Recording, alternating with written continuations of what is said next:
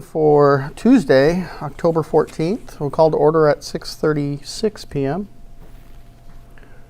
First item of business is the oath of office for our newest officer, Derek Warden. Please come on up, sir. Betsy.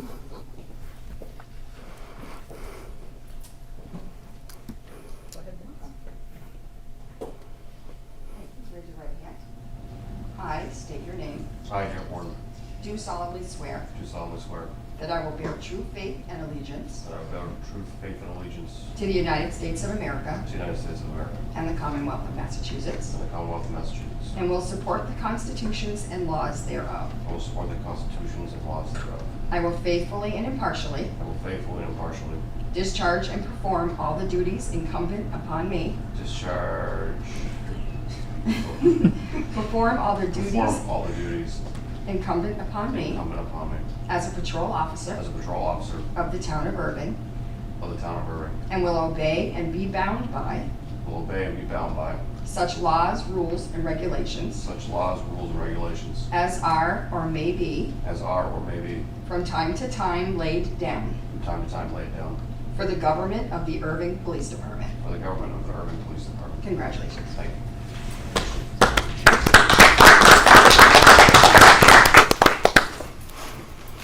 Welcome aboard, sir. Congratulations. Congratulations, sir. Stay safe. Thank you, sir.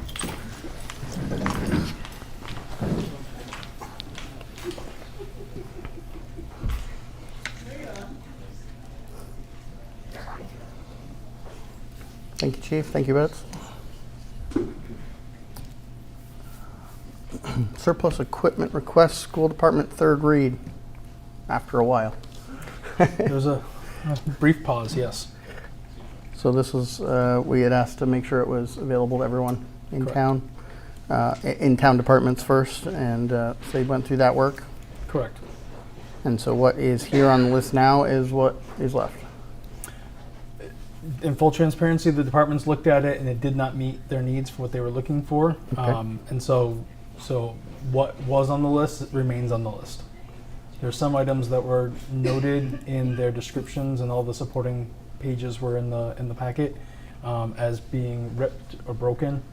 Those items are recommended for disposal, and the other items that were usable, tables, desks, chairs, are recommended for being made available through like Municipid or one of the bidding auction options.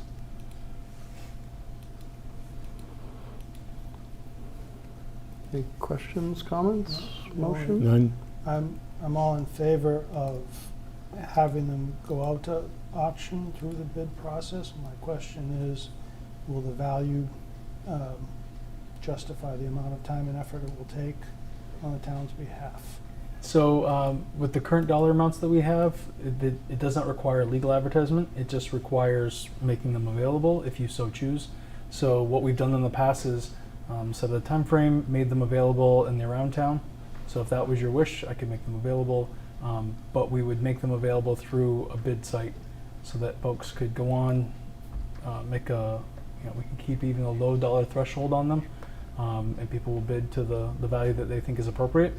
And everything that we bid is based on the person coming to pick them up. So there's no delivery or warranties or anything like that. It's as is. So I don't think it's a hard lift. All the photos have been taken of the items, so we're ready to upload them if that's your wish. I have no concerns with that being the path we take them. No concerns as well, make it so.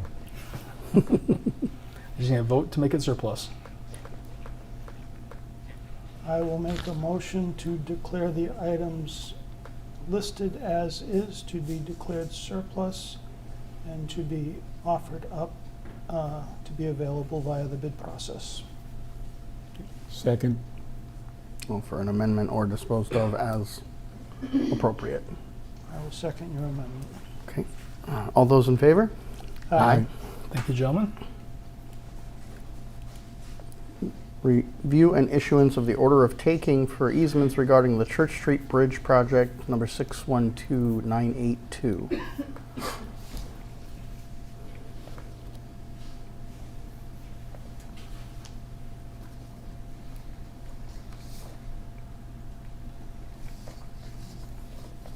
So we've completed, provided the reports, et cetera, appraisals to parties who had requested them. Correct. Any period to invite question or comment or appeal that has passed.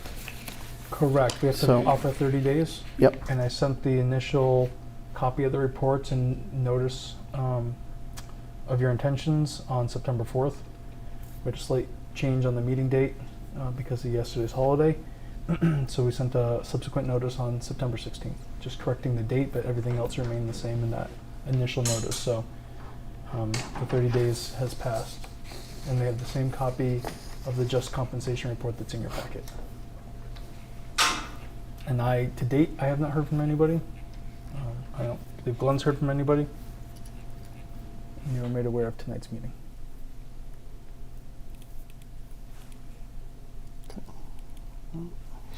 Were individuals required to attend? No, and the letter explicitly said that it was optional, it was not a requirement.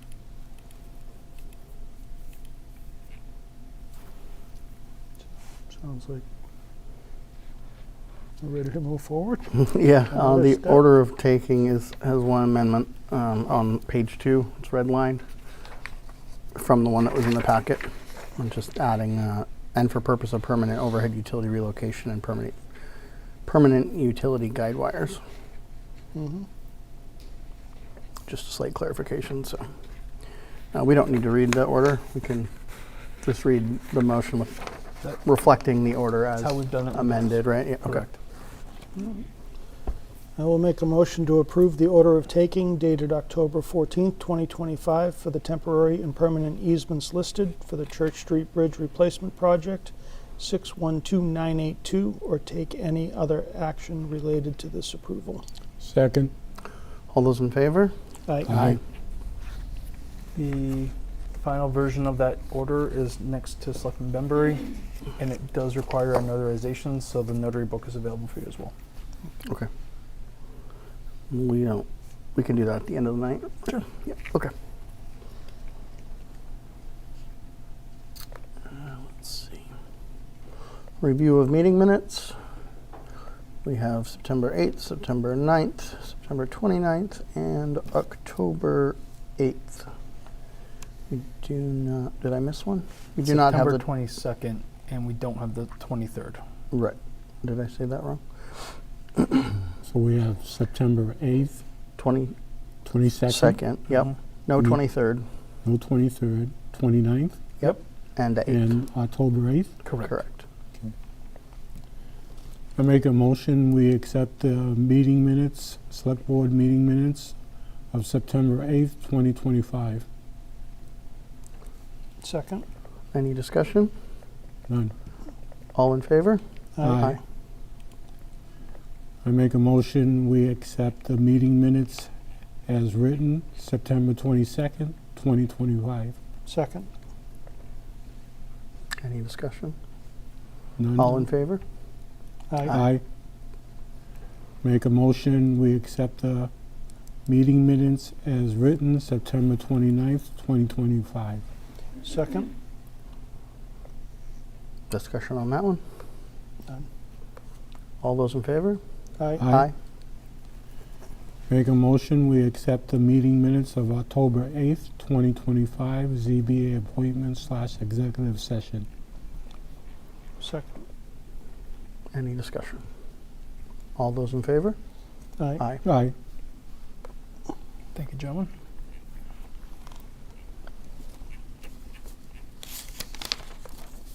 We're going to pass over the fifth water commitment.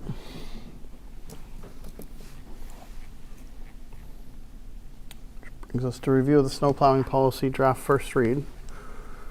Glenn, come on up.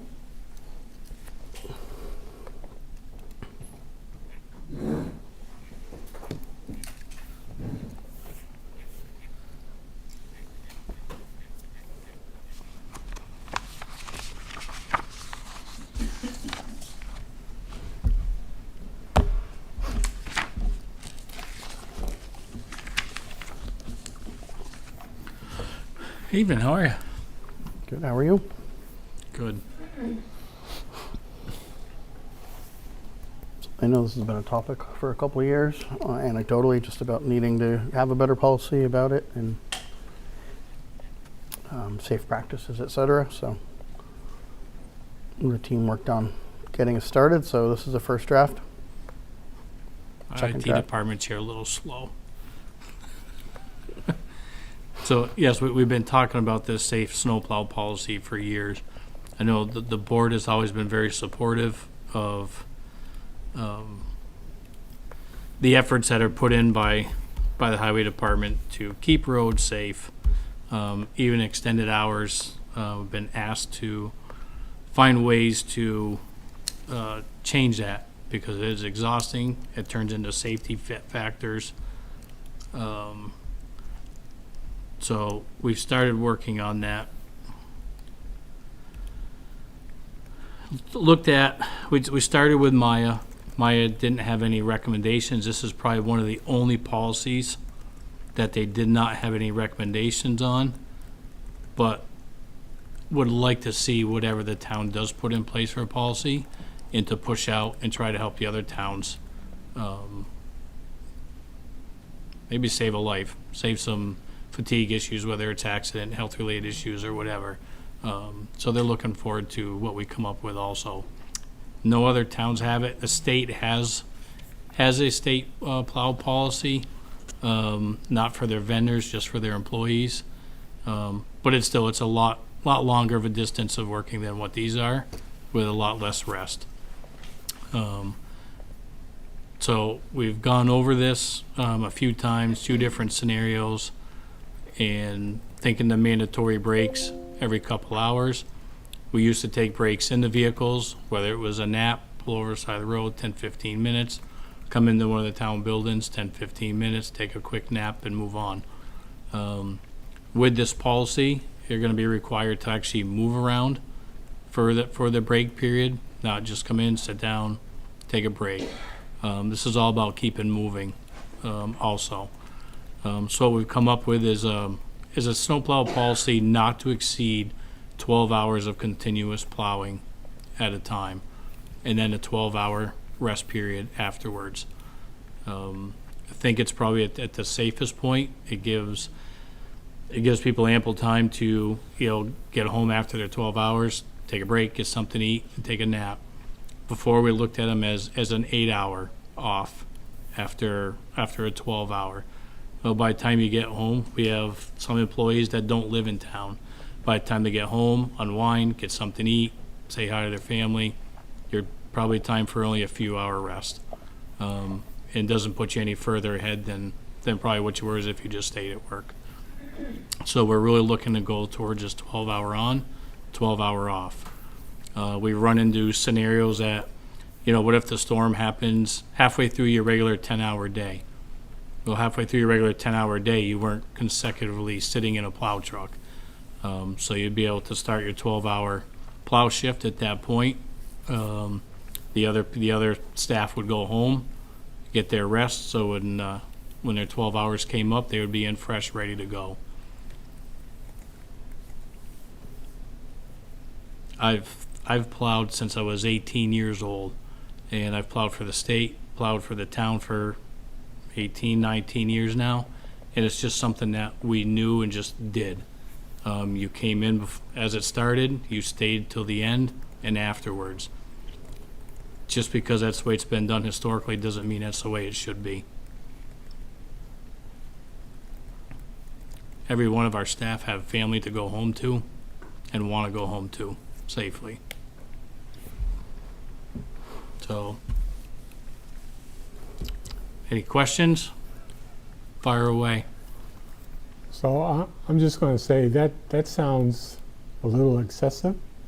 If you worked a 8 to 10 or 12-hour day, depending on what was happening, and a snowstorm comes in and you got to start off your shift with another 12 hours, you could potentially be working almost 24 hours a day without any time off. So what we would do, if there's a snowstorm that's coming in like that, the other staff that is in, they're getting sent home. So if you're in for 4 or 5 hours before the storm starts, you work your 12 hours. 12 hours of plowing. It's not terrible. It's like a double. So it's like a double shift. No different than PD, fire, or anybody else. You know, it's a double shift. And as long as you're taking the breaks in that 12-hour period, I think it's okay. Considering we were doing 40, 30 plus hours straights. We'll just say too many hours Yeah. straight. I kind of echo, I think, a little bit of what Bill was getting at. I still think a limit in a 24-hour period for that kickoff would be good to have. I know in other departments we have some caps on how many hours you can work in a 24, so that we don't end up with up to 22. You know, you work your 10-hour day and then it starts snowing when that immediately ends, and now you're at 22 hours. I think that should be something that we do put a limit on, just hours Yep. worked in a 24-hour period. And I think it mostly applies to the kickoff, right, when it gets started. Correct. If I was following what you were alluding to, if a storm started, say, 6 hours into shift, does that mean like half the crew would take off and be prepared to come back in 12 hours? prepared to and come half back would in stay 12 for hours. 12 and continue? Yep. Okay. So that half the And- crew is resting up for the late Yeah. shift? And that way, if there's any fatigue with the staff that has already worked their 6 hours going into it, you now have staff that are home and rested, ready to come in to start the 12 hours. But I'm fine with a cap. If other departments have a cap of no more than, I'm happy to follow that also. I think we have 18-hour 18 limits, is the 18-hour limits? 18 and 24. Yep. Okay. 18 and 24 and an 8-hour mandatory off between, so, This would be 12 off. but So you're going to get the 12 off, so I think it'll be fine. yep. So, having staggered shifts answered one of my concerns about if there was some exigent circumstances, if there was a severe storm and we had a house fire and roads were impassable, the fire department needed aid, you would have staff available throughout the storm, just in staggered shifts. So right now, we don't have the staff to cover this policy. So last few years, we've contracted out for backup plowing, just in case. That would be our rest of our staff is a contracted plow company. I've Okay. reached out and got an estimate. I know it's not on here. I have estimates. I'm happy to show them to you tonight. That way you have them for the next meeting to look at. Or I can wait till the next meeting to present them to you. No, again, for the purposes of the meeting, I anticipated you would have an answer that you had prepared, so I appreciate that, certainly. And the other thing that I would say is I have openly bragged, and rightfully so, that when it comes to inclement weather, we have the best roads in the county, or any surrounding ones, and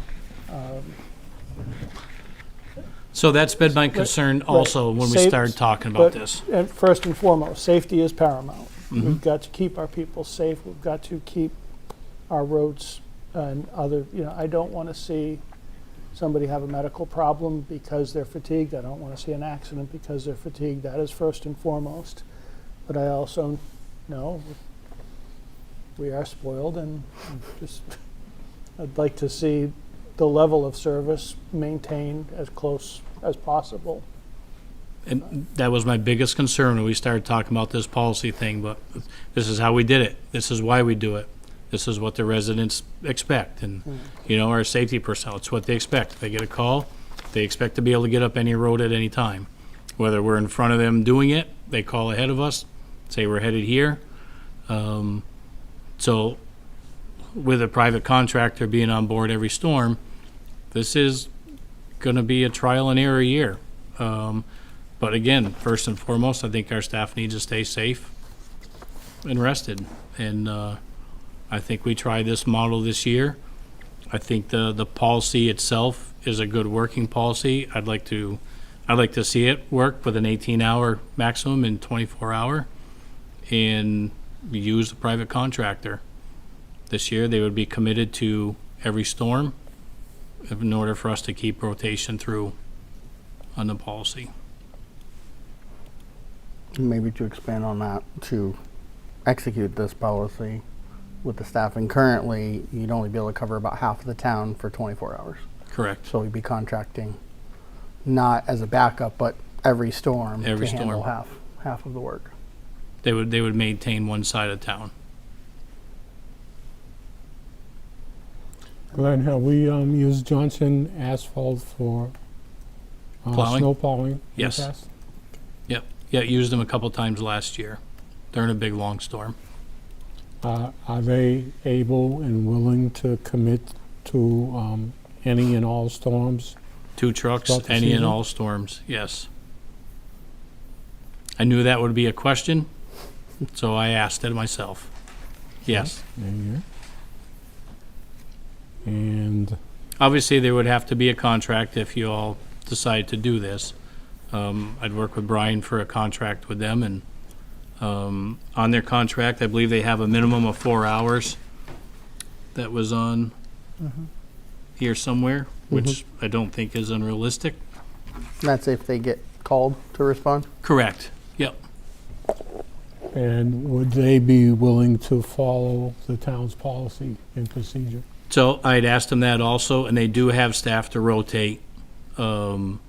If the town wanted them to follow town employee policy, I asked him if they had staff to do that, and he said yes. And I see you have one line on here highlighted. Would it be 2 of those, or would it be 1 of each?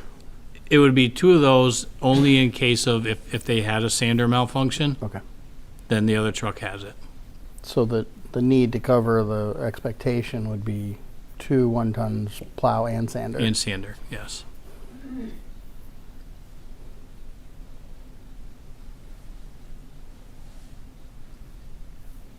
Just to Bill's point about following our policies, whether it's a town of Erving truck or a town that's working on our behalf, I think the safety factor is consistent, and I Mhm. would like to see that carry across. I would too. Again, used to be you just go until it's done, and probably hasn't been the smartest thing all these years. Appreciate the commitment to excellence, but We can do better going forward. That's what on how we do it, not on how well it's done. So I have one more question. I noticed in the policy that there was some discussion about a logbook. So I don't know what that entails, but I would think that we'd want, for liability reasons, possibly a logbook in each of the vehicles with the policy and and any time indications on when breaks were taken and at what time. I had mentioned that to Brian also, that it was to the point, having them sign off, and then the supervisor, whoever the plow partner is, actually signs off that particular staff took a break, did their 15 minutes walk around before getting back in the truck, the half-hour mandatories. Yes, I'd like to see sign-offs on all of it also. Geez, Glenn, I don't know why I'm here. Because you do an excellent job, that's why. Thank you, sir. You're welcome. Under mandatory breaks, the 6-hour one, I would just add in front of, let's take an additional minimum 30-minute, just so there's no confusion that you've already taken it if you're taking a couple 15s. So just maybe that word in front of the minimum.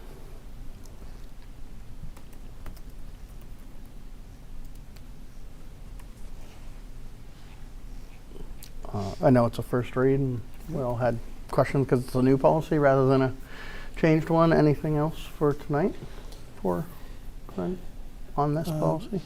not at this time. I think Glenn's point is right. This is a good starting point, and we can obviously go through successive reads, maybe something else will come up, but we're at least have a foundation to work off of, and we'll kick the tires on it for a year and see how it goes, and if we need to revisit it in the future, we can. Agreed. I think the only other thing I would add is just, I know we can never predict how many storms we have, et cetera, but I'm sure you have some records of the last few years on how many hours we've been out and doing. If you can maybe just take this quote and turn that into, over the last couple seasons, it would be a high, low, average, whatever. Yep. Or maybe over the last 5 years, if you have that much data easily available, take the worst and the best. Give us some, high, low, and average, just to understand what that may run. Yeah, I can work with For budgeting. Jen or Gene off the snow plow, off the Hours. snow account Okay. for payroll, and be able to get you something. Right, because we log those separately anyway, right? Correct. Okay. Just to turn that into something more around a budget impact annually. Yep. Okay. And they'd use their equipment and our materials. It's their equipment, our materials. Yep. Okay. They're all licensed, they're all insured, the company itself's insured, we've used them for other projects. So they meet or exceed our insurance requirements. Okay. Hoisting licenses and everything, because they would be loading their own sanders. So they all have hoisting licenses also, and I can get copies of those. Okay. Great. Thank you. Thank you. Flipping back to the agenda, we're going to pass over the highway department staffing discussion for tonight. Obviously, this policy may further that conversation too as we get more read time on it. So we'll bring that back probably at our next meeting. Okay, that's fine. If y'all have any questions further on this that don't want to wait until the next meeting, please feel to reach out and call. You don't have to go anywhere because you're going to stay for the next one. So I'm going to call the joint meeting to order at 7:03 p.m. with the Finance Committee and the Capital Planning Committee. Come on up.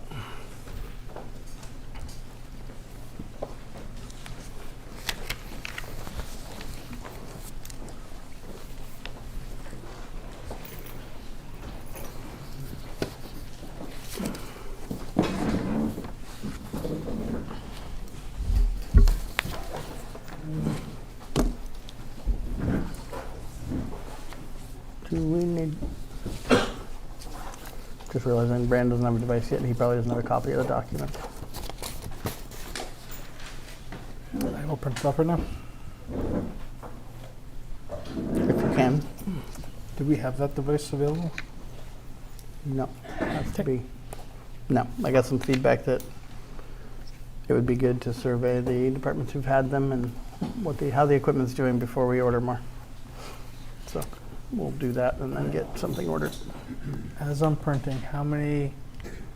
Who would like finance- printed? Yes. How many would like printed copies? Oh, sorry, I didn't hear the first part. Sorry, The the packet for tonight material for from you last guys. night. Does anybody want printed copies? You're making them? 1, 2, 3. Linda? All set. 3. Okay.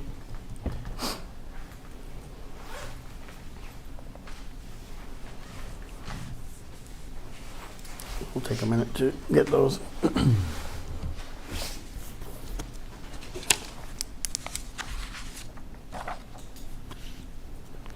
Glenn, we're going to review that Complete Streets proposal first. So that's why I had you stay, in case there's any questions for you.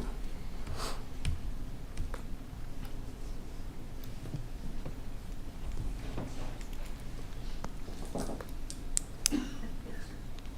that's all printed. Thank you.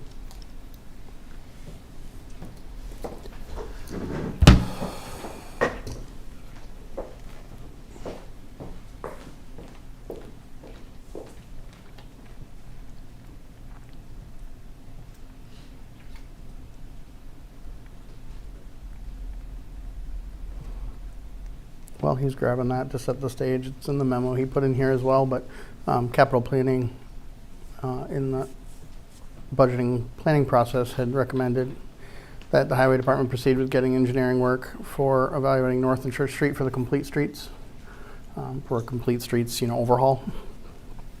The project was proposed to appropriate $49,000 $4,900 of Chapter 90 grant funds for engineering services for the Select Board, the Highway Department, residents and businesses to design complete streets improvements for Church Street and North Street area, address concerns for pedestrian safety, traffic flow, et cetera.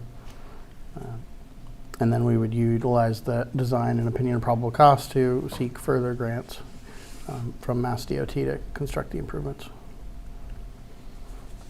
What you'll see in a minute is the revised proposal for engineering services from Green International affiliates for this, when the cost has increased to $54,614.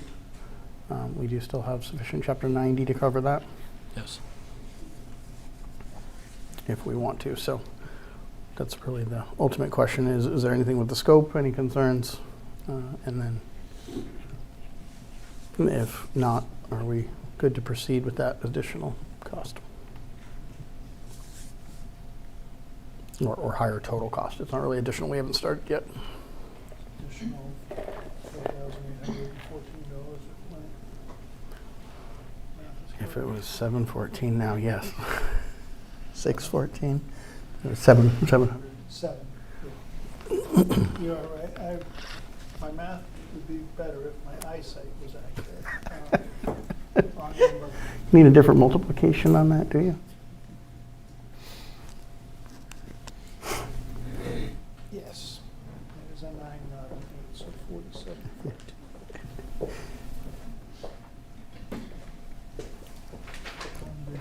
And that difference would also come out of the Chapter 90 funding, and we have the capacity. So that question again was what? Sorry. So the additional 4714 would come out of the Chapter 90 funding, and we have the capacity for it? Yes. Yes.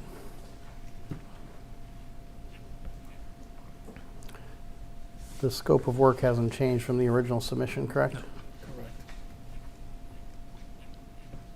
So really, it's if anything's changed from our standpoint and the cost change. Cost. That's Faster a gallon of milk. It's a lot of gallons of milk. Yeah. Any comments, questions, finance, capital? And I'm still in favor of moving forward with the price increase. I would agree. No concerns? Okay.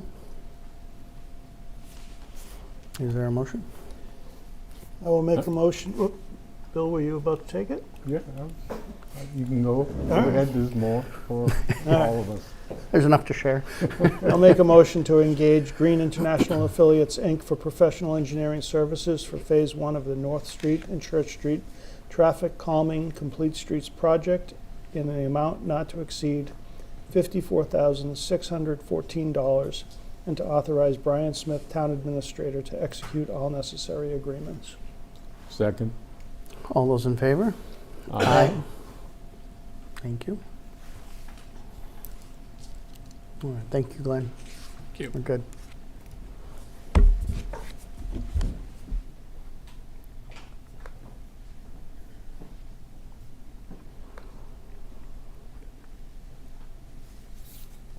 All right, next item up for the joint meeting is discussion regarding maintenance requirement at the Erving Side Water Treatment Plant, POTW number 1. Pete, come on up.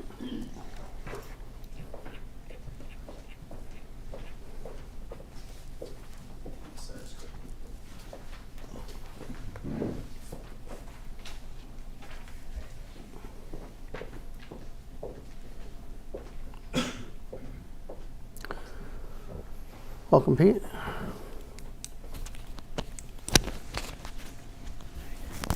So take it away.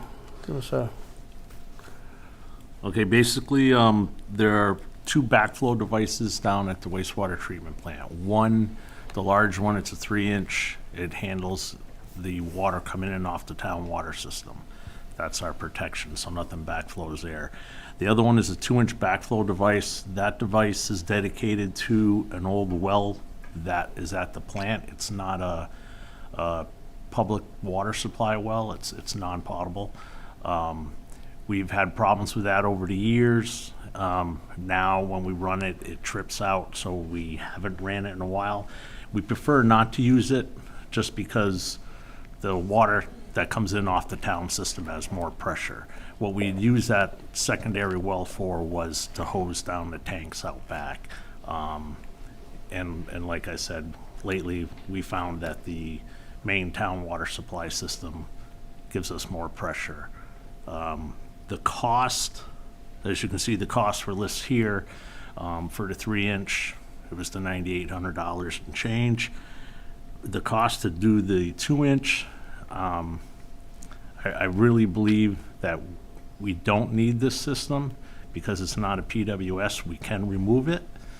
And the money that would cost to fix it and bring it up, I honestly don't think it's worth it. My recommendations would be to shut that well, take it offline, kill the power to it, disconnect it. And at worst case scenario, if you want to have the pump pulled, we can do that also.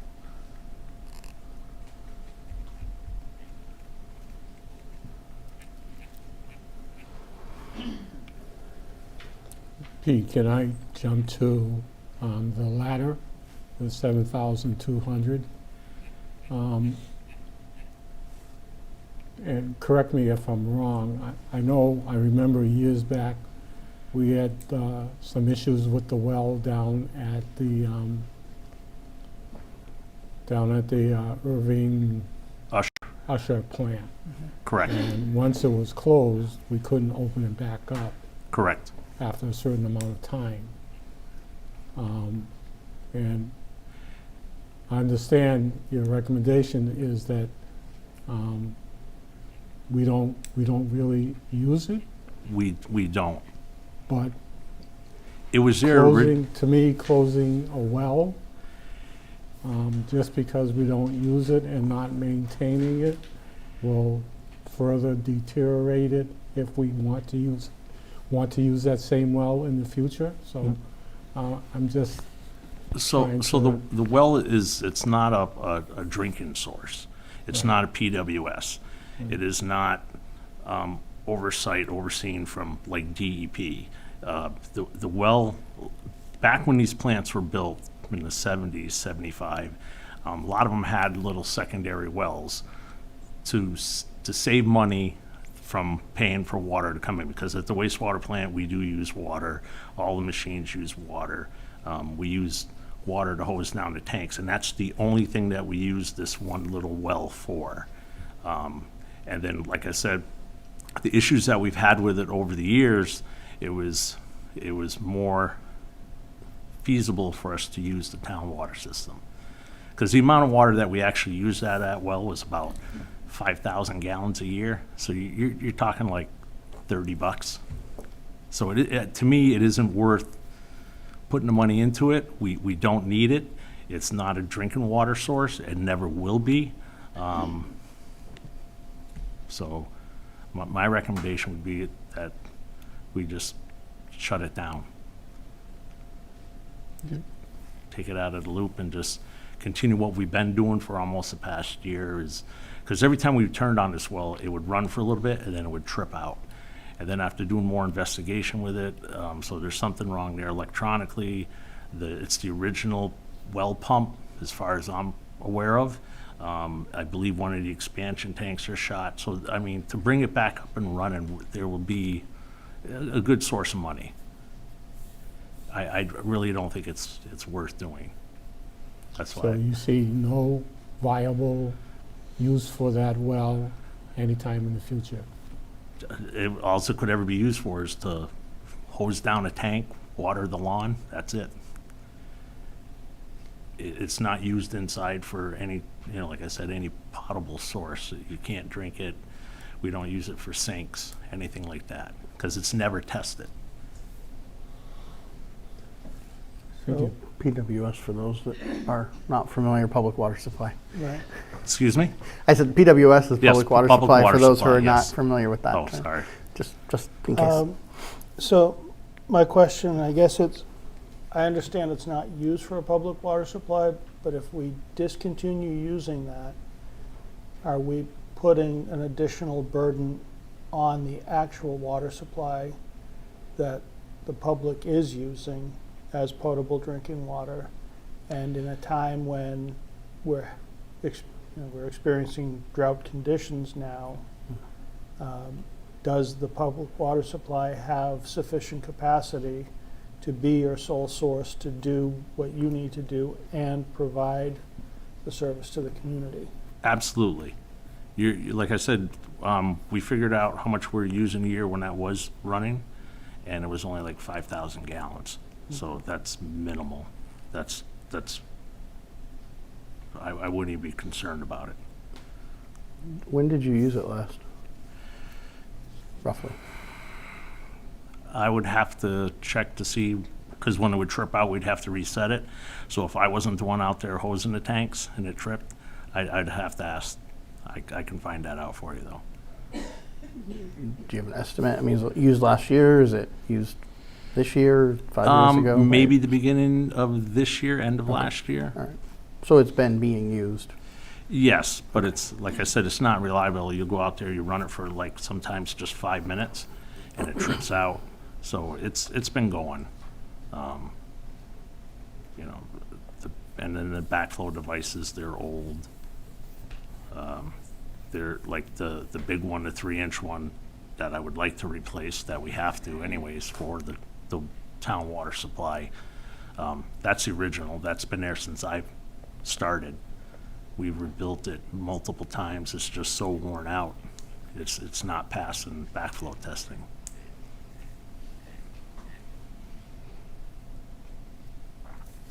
Pete, how long have you guys been having problems with the well for?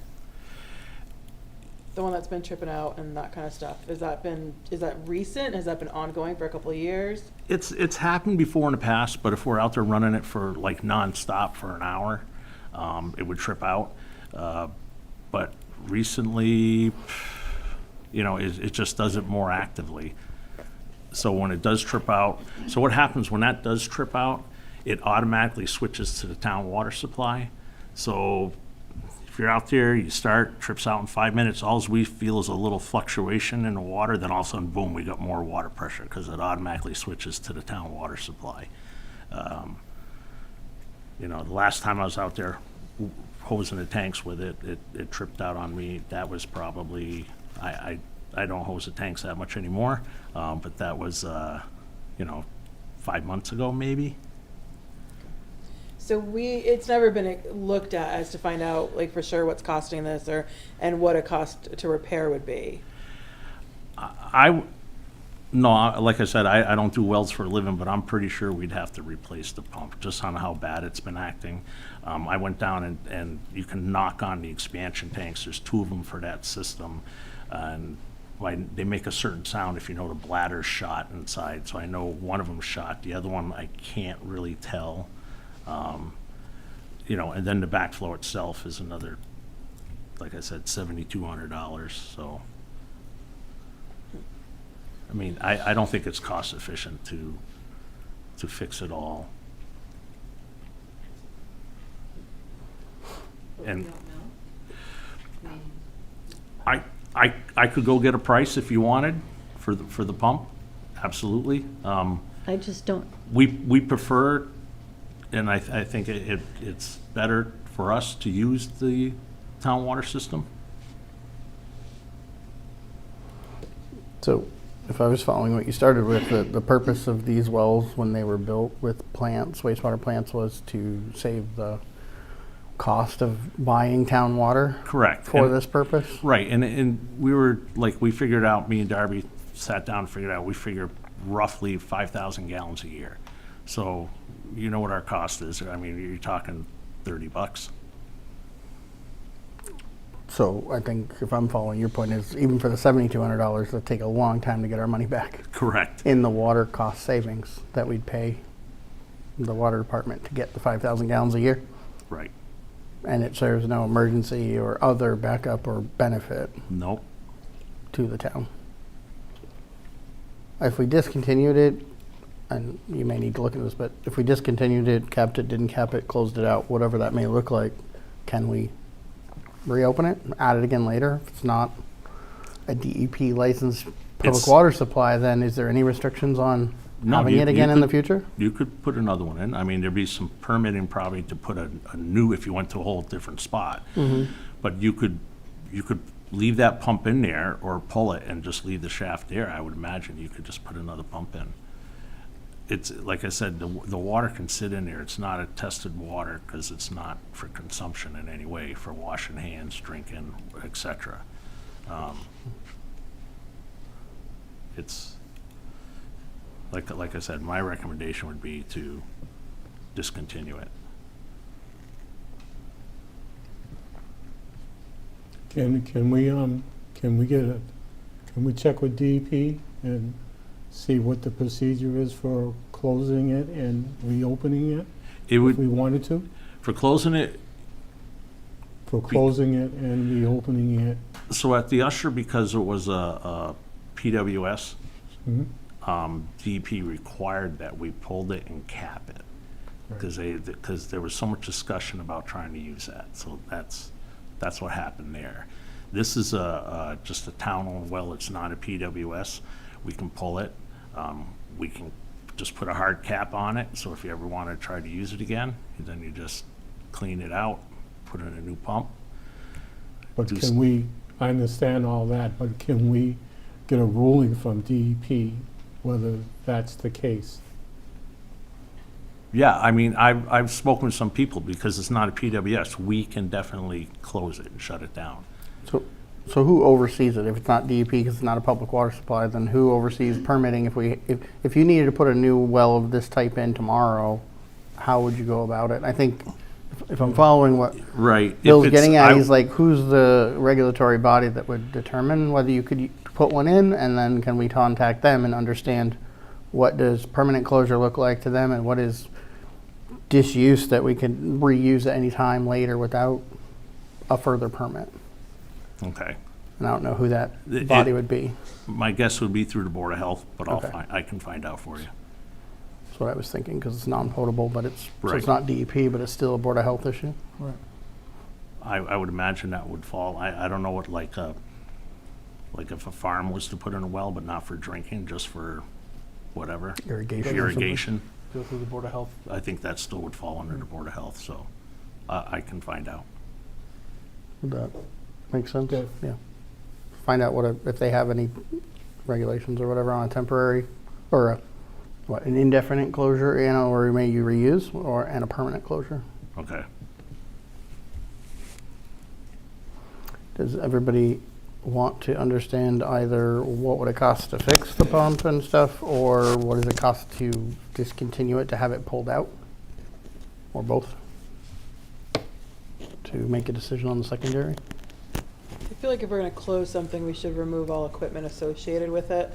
So I would like to know, like, how much would it cost to have everything pulled, and it just feels a lot cleaner to me, and I don't wanna be back here in 10 years and having them be like, there's something with that pump, and now it's gonna cost $100,000 to pull it out, so. Okay. And assume some kind of locking cap, cover, whatever you want Right. to call it, because it's still a shaft. If we're leaving the shaft there without doing a permanent closure, we need some kind of locking or securing device. I'm pretty sure it would be just like the Usher. Pull the pump, fill it with the flowable concrete, cap it, lock it, you're done. That doesn't sound easily reversible. No, so I mean, that's if a you want to permanent totally closure. do, well, what Deb was saying, to make it, so no one could turn it on or whatever, we can kill the power. We can lock out the valves. I mean, there's stuff that we can do in-house, but I'll find out the cost to pull it. And if we can, I'll check with the Board of Health if we can reuse it.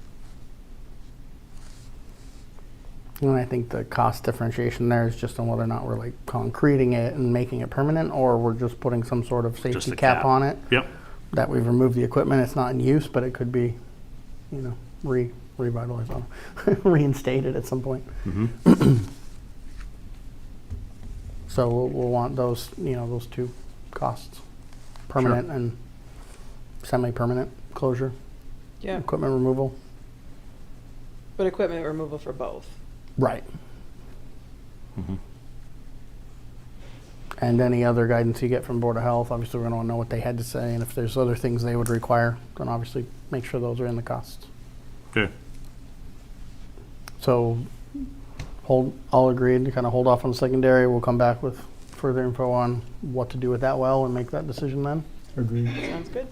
And on the primary connection to the town water supply, you're gonna take that out of your maintenance budget, and right now that's okay if we all agree, but what does that do to your maintenance budget for the rest of the year? Just count my pennies.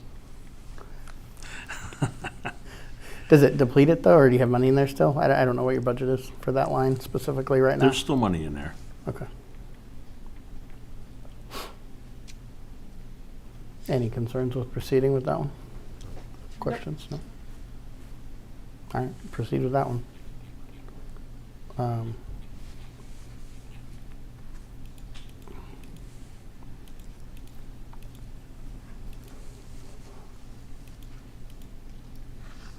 Do we need anything formal on that one or not? Because it's under 10, it's nothing special there, right? We got what we need? Okay. If you're okay with us proceeding, we'll get that done.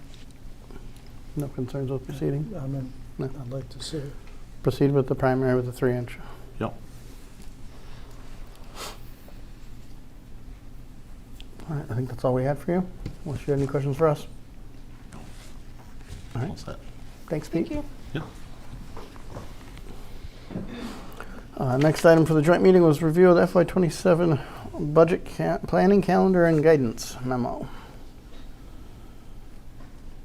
It's that time again. Nope. Excuse me. Finance committee refuses to accept that it's budget season again. Are they taking the season off or that? I know, hard to believe. So we have a draft calendar.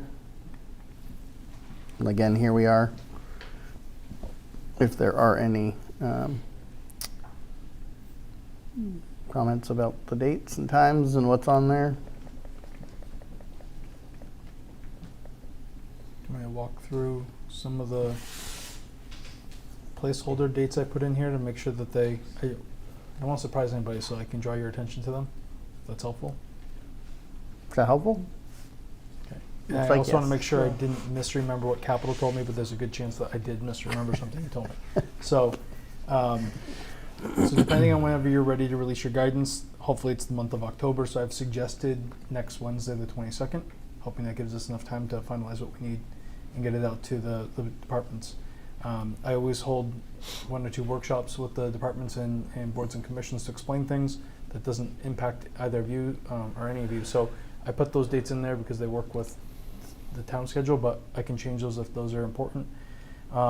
Last year, the select board wanted to review all of your department or board or commission designees' requests before they go to Capitol. But you did it the first week of December. So they kind of put everything towards the end because they were due by December 18th. So there's a suggestion in here. I know you haven't really discussed your November dates, but you're tentatively scheduled to meet on November 10th, then November 24th. So there's a suggestion that you could review those requests on the 24th. And that way, if you needed more information about a department's request, or if you wanted to express some concerns, it's not right up against the deadline for their submission. But we could put it back in December if you all wanted to. For capital, you all wanted to have a meeting last year with departments, boards, and commissions to review open items. You did that the second week of December last year. And I know that we talked about maintaining a Thursday schedule. I just couldn't remember if you wanted to keep it that second Thursday or if it was the first. So I put it as the first, but I wanted to verify that with all of you. So the first works. I think that's what we discussed. Okay. More and more, this is becoming softer and not retaining as much information. So, Self-serving or self-preservation? I'm not sure which. So December 4th tentatively still works for you all? And I need to just, before I booked it with the library, I wanted to verify that with you all. So I will verify that location with the library. Because last year was the switch to Zobrio for the budget requesting process, and we had relatively good success. So I'll do the training again with staff and boards to get ready for that process. Your capital is going to switch this year into the new ClearGov system. that Brandon spent some time over the summer programming and getting ready for us. I do need to talk to him because it won't let me change something. It says I need permission from Brandon to do it. So we're going to fix that later. Well, they call those Easter eggs. It says you have to talk to your program administrator. So once we get that set, I don't see that there's any reason that we need to have that deadline be earlier. I think we could push it a little bit later. So my suggestion to you all is to have them due Monday, December 22nd. I don't need them in the office because we won't be manually generating the reports like we have in the past. So I don't need that additional staff time. Everything in theory is all going to be readily available to the review committees in the database, or if you want them as PDFs, they can all be exported as PDFs and readily available. So what used to take us hours, if not days, likely should be done in minutes, if not hours. So I think it's going to be much quicker. So I'm comfortable with this date if you all are comfortable with this date. Obviously, we have our legal holidays, and then that puts us at our normal review schedule. And I really, just for January, February, March, mimicked what you've done in the past. You made a switch last year for a couple dates, but I held that same structure, same time, same locations as you did before. So no wild changes there.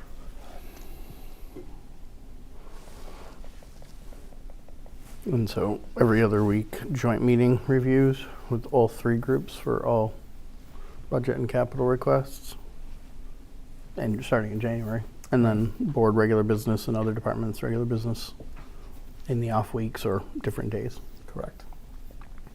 Yeah, FinCom last year in capital wanted their own meetings to do some little committee review work that was separate from the larger meeting.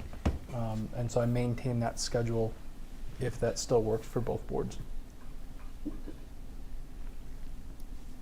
And some of those FinCom meetings are on the same nights as select board meetings. So those typically happened at town hall while the select board was over here. So I maintained that structure.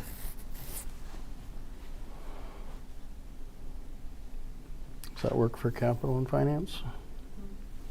Same process? Okay. Capital has, what, one separate kickoff meeting in January, but no separate meetings, is that right, until the final, like in March? Yeah, January 8th, which follows last year's schedule, they wanted to review the brand new requests and get their questions sort of in order and get ready for those joint meetings. And then they had their own review sessions later, I think in February, to come up with their recommendation. I think it was the end of February that they present their recommendation. It's March. Oh, sorry, March, first week of March.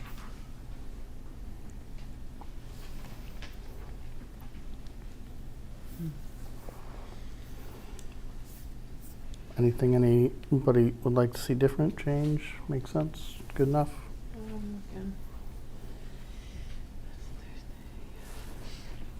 Looks good to me. It's the same format that we've been using, so Yeah. it's just changing the dates. Yeah, I think last year you made some changes, and the year before you made some significant changes in the way you structured it, so it didn't feel like additional changes were needed on top of that. So I tried to maintain something very similar. And the timing seemed good last year. Seemed to work okay, yeah. And that gives you several placeholders in March to refine your budget and the annual town meeting warrant if they're needed.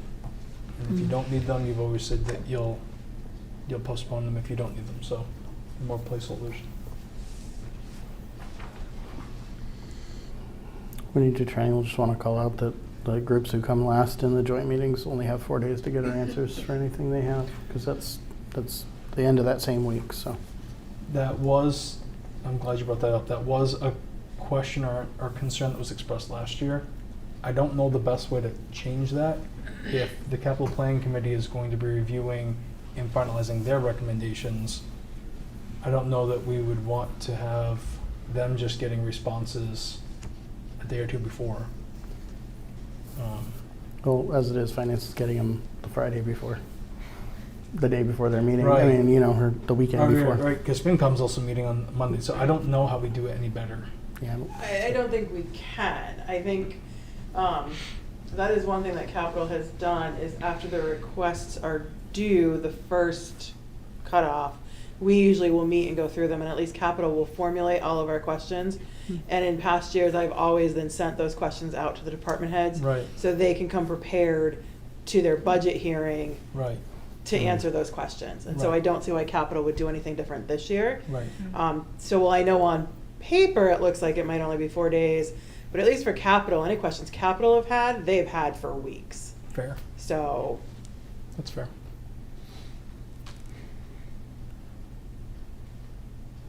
and I mean, if something comes up at a meeting, that's something comes up at a meeting, but. Sure.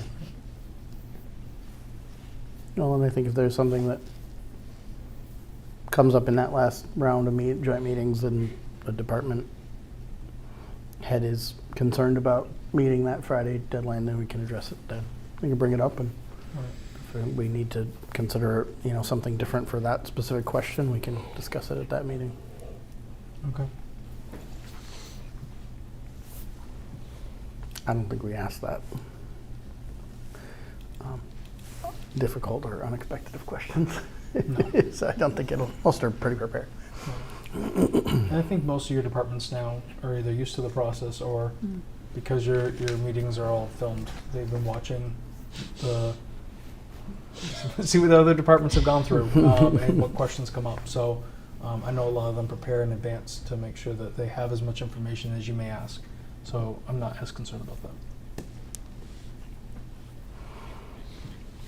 Anything else on calendar? Go ahead. Timer? I will get you your timer, yes. We had a failed timer last year, so I'll get you one.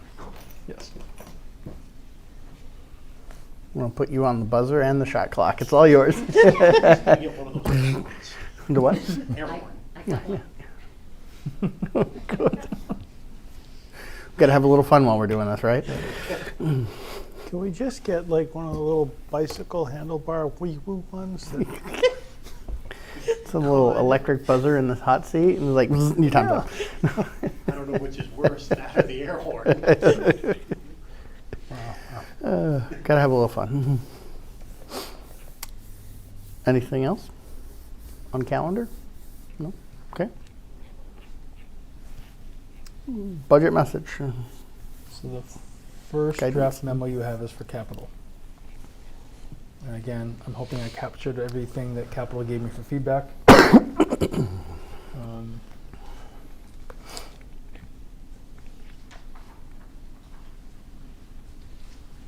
The one question I had for you all in preparation for the December 4th meeting, where they're going to come and report any of their open items or projects that are still in progress.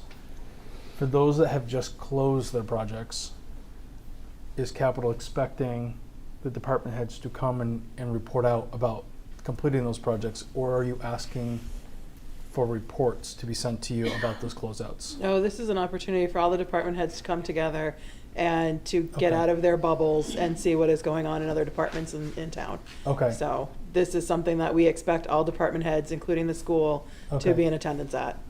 Okay, so I will clarify that in that section. I think going back to the time clock issue, I know that last year was our first year trying it, and there were some that were very brief, and there were some that were very long. No, And this year will be the third year we've done this. Am I misremembering I that? think this is the first time second time with an actual clock, though. The last time we just kind of, The it feels long. department head meeting, this will be the third year. Is it? Of going through the capital Yeah. The items. capital requests? Yep. Okay. So I don't know if there's any further explanations that you want to provide in terms of anticipated, like how long should they be presenting? Oh, just a brief, I had this, Glenn comes up and says, I had a capital project for a loader, I bought the loader, it came in at budget, or it was this much, or I saved the town this, and Okay. X, done.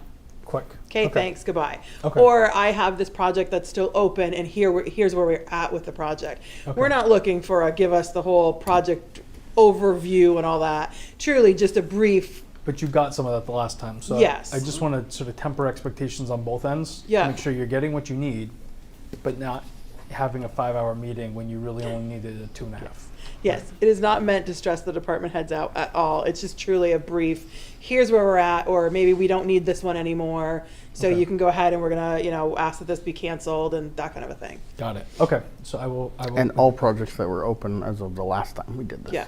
So all projects that were open as of this review last year. So in FY24, they got pulled into this year, and FY25, anything. Yeah, I like mean, that? anything Yes. that was open in Okay. in November and December last year, Okay. right? Yes. So So, is it closed or not? If it is on budget or not? Okay. If it isn't, how much longer? Yeah. Okay. Are you on budget so far, on track? Got it. Okay. If it's more than a fiscal year old and they want it to remain, they need to come prepared to speak to that, like why they want it to stay.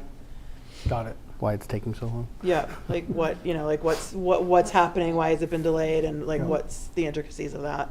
Okay. to that, I mean, there are some projects that can't possibly be completed in a fiscal year. I mean, there are some that carry Yeah. out, but the only thing, and I have no appetite for making meetings any longer than necessary, but what I'd like to see is if they are closing out, to provide some bullet point postmortem of this is why it went well, or this is where we've identified something we could do better, or other departments could learn from to do better in the future. Got it.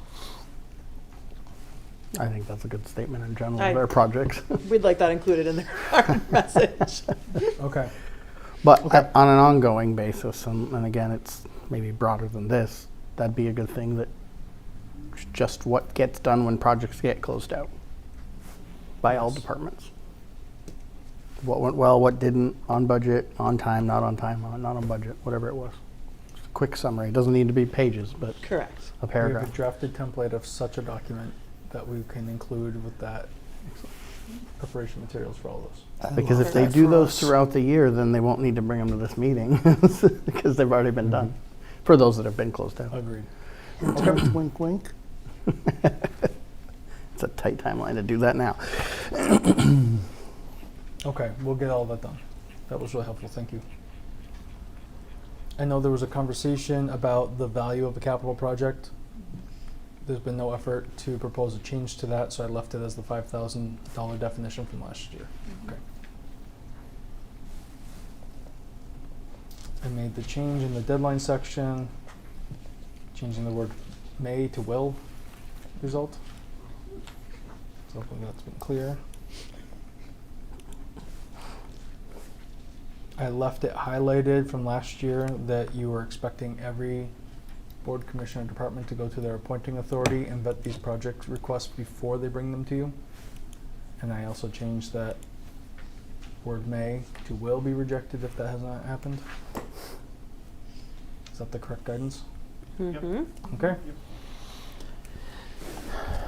And to that note, it was kind of piggybacking on the last part of this conversation, is when, at least for the board, I would say, unless you two feel otherwise, that when they come to us on the 24th of November, any projects, I don't know if we want the ones that they're closing out or have closed out, but any projects that are open that are still continuing, I think we should hear about those as well as the new ones before they're going to capital and pitching the same.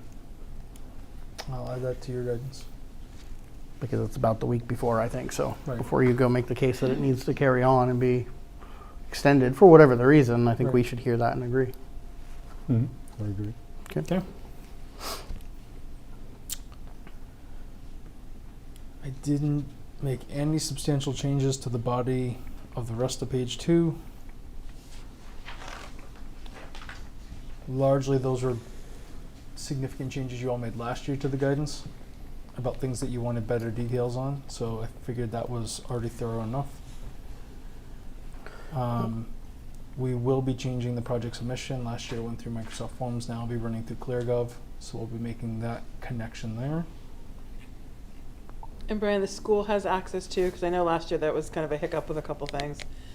So, great question. The system last year was giving them a problem over being outside of our network because it's two separate networks.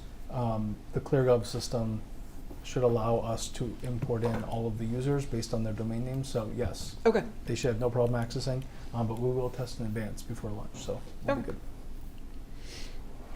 Backing up to page 1 in the gray section there about the December 4th meeting, it Mhm. says anyone who has projects who have not started or not complete, but it's not that, it's all departments, right? For capital, we want them all there to see what others are, Yes. not only if they have projects open, all departments are expected to attend. Those that have open things have to speak too, but if you don't have any, you can listen as a fellow board or committee or department.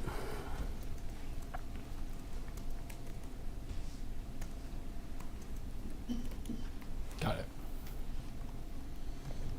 I don't know if we need to make committee and commissions, that's the only other thing.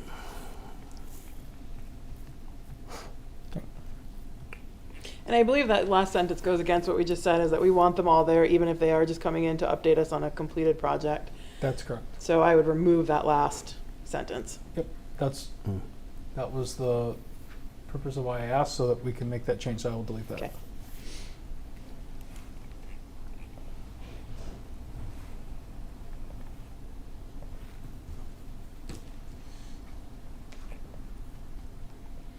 And I believe Capital talked about at the end of that meeting, asking for the departments that have vehicles, so highway, wastewater, PD, for those 3 departments, we would have them, or any department that had a vehicle, go last, and we would review the vehicle sheet with them. Okay, At that meeting, That was what Capital had discussed. If we feel tonight that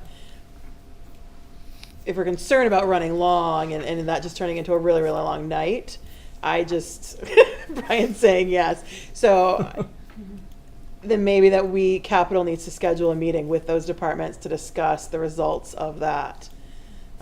If we are going to make them use it this year for budget season, which was our intent.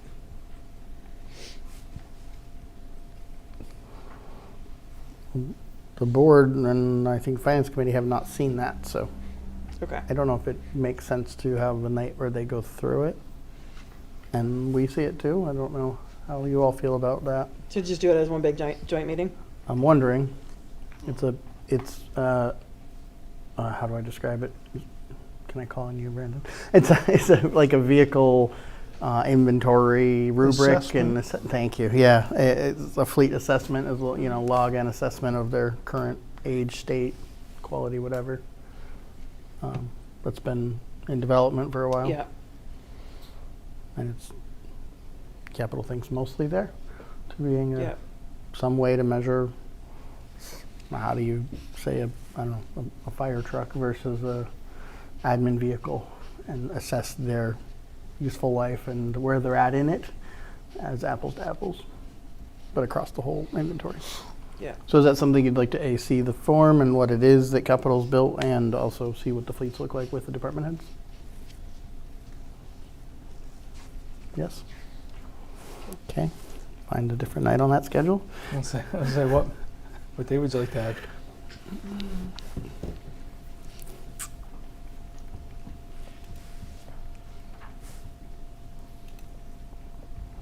Not the 24th. I mean, you could do November 10th, if that works. The only thing that the 3 of you have is a half hour with Senator Comerford on that night. Is that scheduled? Do we have a time for that? 6:30 to 7. is 6:30, your schedule. okay. So we wouldn't be able to start till after 7. Does that work for people? December I 10th? don't think it'll be that. I mean, November 10th, sorry. Sure. Like 7:30, just to give it a little breathing room since we have a 6:30. So 7:30 here, joint meeting for everyone? I'm going to be here anyways. Yeah, we'll be here. And I'm looking. Only thing I would ask from Capital is you had taken the notes, I think, at our last meeting about what was going to get changed on that spreadsheet again. Yeah. And I don't know if it was you or Brandon. I don't know who was actually doing those changes. Hmm. So whomever is doing those changes, if you can do them and push them out to us, the board as a whole, so we can see it before the meeting, that would be great. Okay, can do. I got the notes, so I'll take Okay. it. And I'll let you know if I need a hand if you have time. Thank And you. am I inviting the departments that have vehicles to Yes. attend that night Yes, as well? everyone Yeah, who because has they've a never seen vehicle. the results or anything, so we're keeping them in suspense.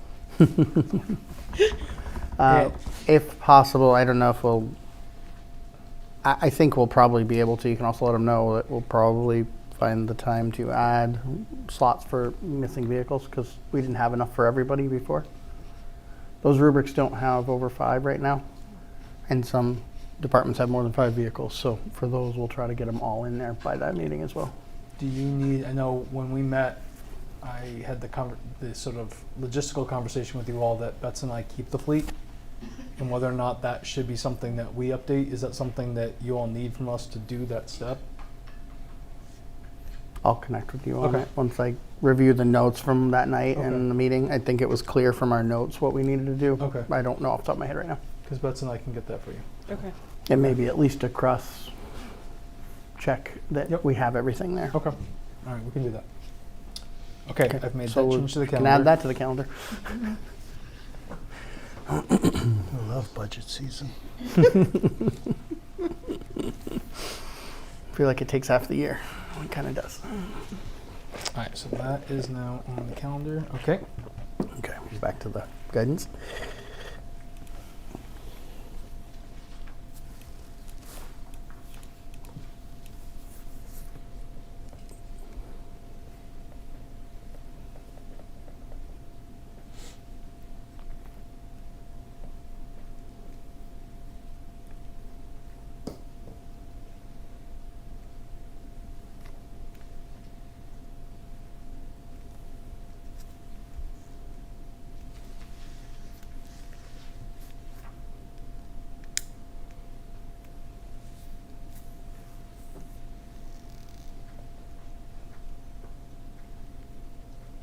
Anything in the else in the capital guidance?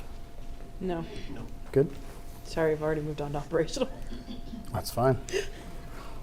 On to operational.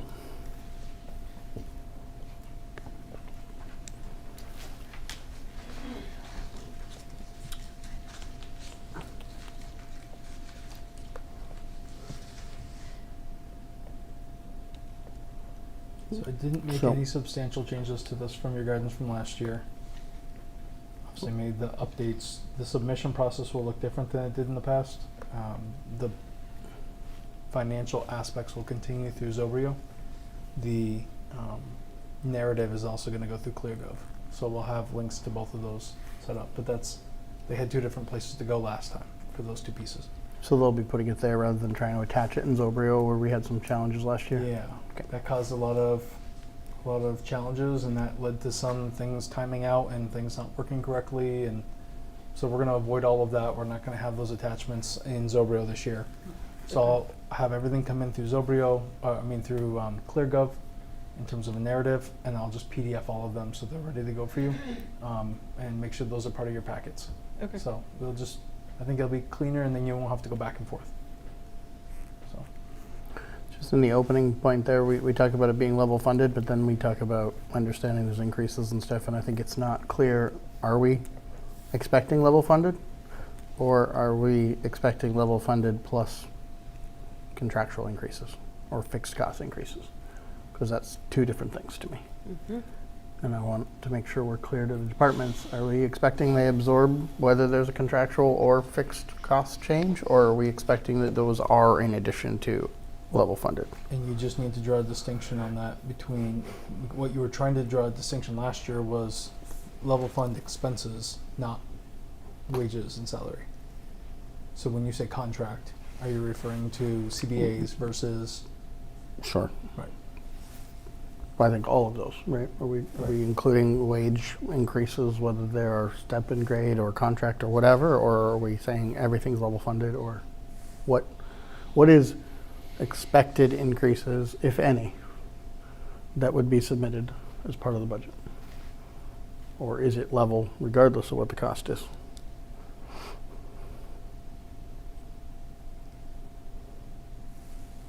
I mean, I know what we've done before for past practice, but to me, when we state that a budget is level funded, to me, that's level funded. That's straight across the board. It's everything. Your budget's level funded. You're not increasing it. Um, Then and I think that, to me, that feels like the message we try and send every year. But then it's always kind of the exception is made for the salary and wages, or made for, oil and heating and that kind of thing. And so I think we say one thing, but we actually do something different. right, I agree. And so, So, so can we say what we mean and mean what we say? Yeah. That's what I want to do. I agree with that. I don't know if it's right, but level funded means level funded to me. I think in black and white it does, but I also think we could sit here and if that's what we want to say, then they got to absorb any increases in the same budget as last year. Then if that's our mandate, that's our mandate. And explaining what that's going to do is the rest of the document here, right? What is that impact of doing that? If we know step and grade and wage, contractual wage increases and stuff exist, if they are. If we are saying that those expenses are an addition that we do expect to increase their budget by, then we can say that. And then it's not really level funded, it's level Yeah. funded except. And I remember last year we had like a mix. Some Yeah. departments Right, truly level funded, some didn't, but, right. so if we can just be clear.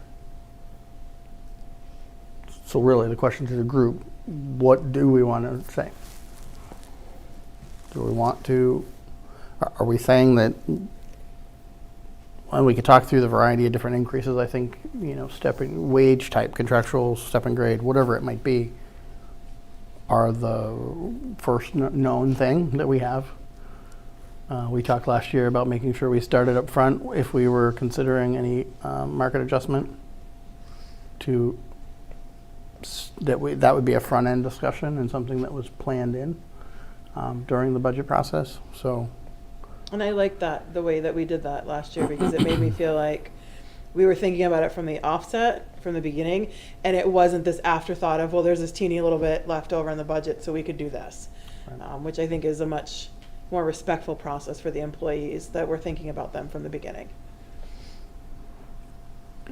and while I know like everything's getting more expensive and we have a lot of hurdles this year probably to overcome, especially with health insurance changes and stuff, I guess I would go out start out by saying I think we should, if we set a starting point on a percentage or something to include on contract wage tables, if there's going to be an adjustment that we're considering, we give that, and I would recommend expect that budgets will increase by the mandated wage changes only, or at least, maybe not only, but at least that, because those are known and those are a cost that do go up, and I think they should incorporate those. And I think generally our levy should cover those, and so having those as being the expected increase to the overall budget is reasonable if they cannot be absorbed. I think there's an if there, right? We'd like it to be absorbed, but we understand if it needs to increase by that. At least that's my recommendation. If is a dangerous word, because that brings some subjectivity, and we're back to Thomas's point where some department heads took that as a directive, tightened their belts, and came to us with a level funded budget, and other people said, well, if we could, we would have, but we can't, so this is what we're giving, and now there's disparity from one department to another. I know we've got some big challenges ahead of us in certain things, and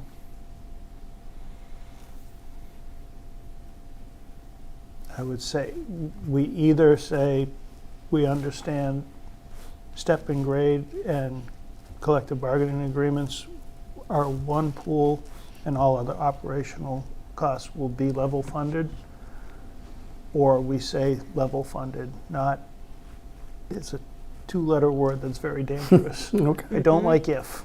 that's fair. So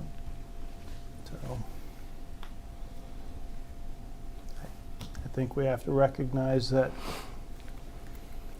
our different departments, our teams, everyone that gets dressed and comes to work every day has the same challenges we do.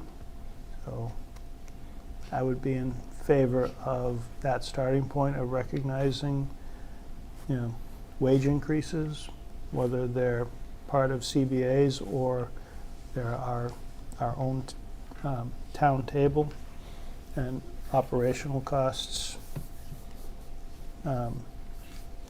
be level funded. And if that's not going to work with our levy, then we look at the operational costs and what can be cut from there. And tell each department proportionately, we need you to cut by 5%, or we need you to. And I think we need to protect the wages. Yeah, I like the way you put that. If it ends up that we were over budget, we would never ask people to cut back their salaries or wages anyways. That'd be separate. We keep the budget separate from what their salaries and contractual obligations are, and then we worry about that after their budget. If there are cuts, it's the budget. It's not the salary and their contractual obligations.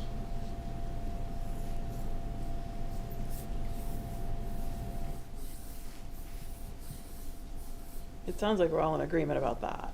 Sounds like So it. then I would say, what would be that percentage? Yeah, I don't know what the right term we should use for the normal town wage tables. They're not part of any collective bargaining agreement. Is there a recommendation from finance on a percentage or placeholder? Do you recall what we did last year, Brian? Was it 3? 2%. Okay. Did we talk last year, was this a few years ago, about some different data points that might help inform that?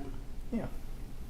I know we started trying to come up with a list of things Yep. that might be good to bring into, but we're not going to have that tonight, and I know we want to get the message out, so I think we can give direction of a number for placeholder for forming the salary and wage budget.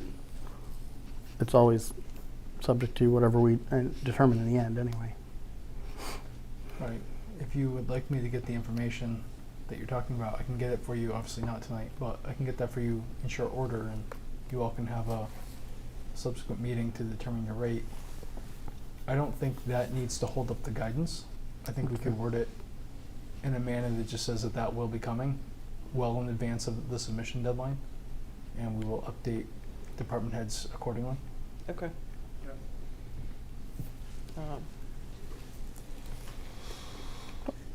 I think we should put a date on it to hold ourselves accountable for doing it Agreed. well before they have Well, to submit, though. I'm sorry, their submission isn't due until December 20-something, right? December Second. 22nd. So we're all going to be back on November 10th. So why Right. don't we hold ourselves to November 10th? That gives the department heads plenty of time. I know there's a few departments who are Yeah, going to I have their love it. budget done Yes. the I know. 23rd, but Of October?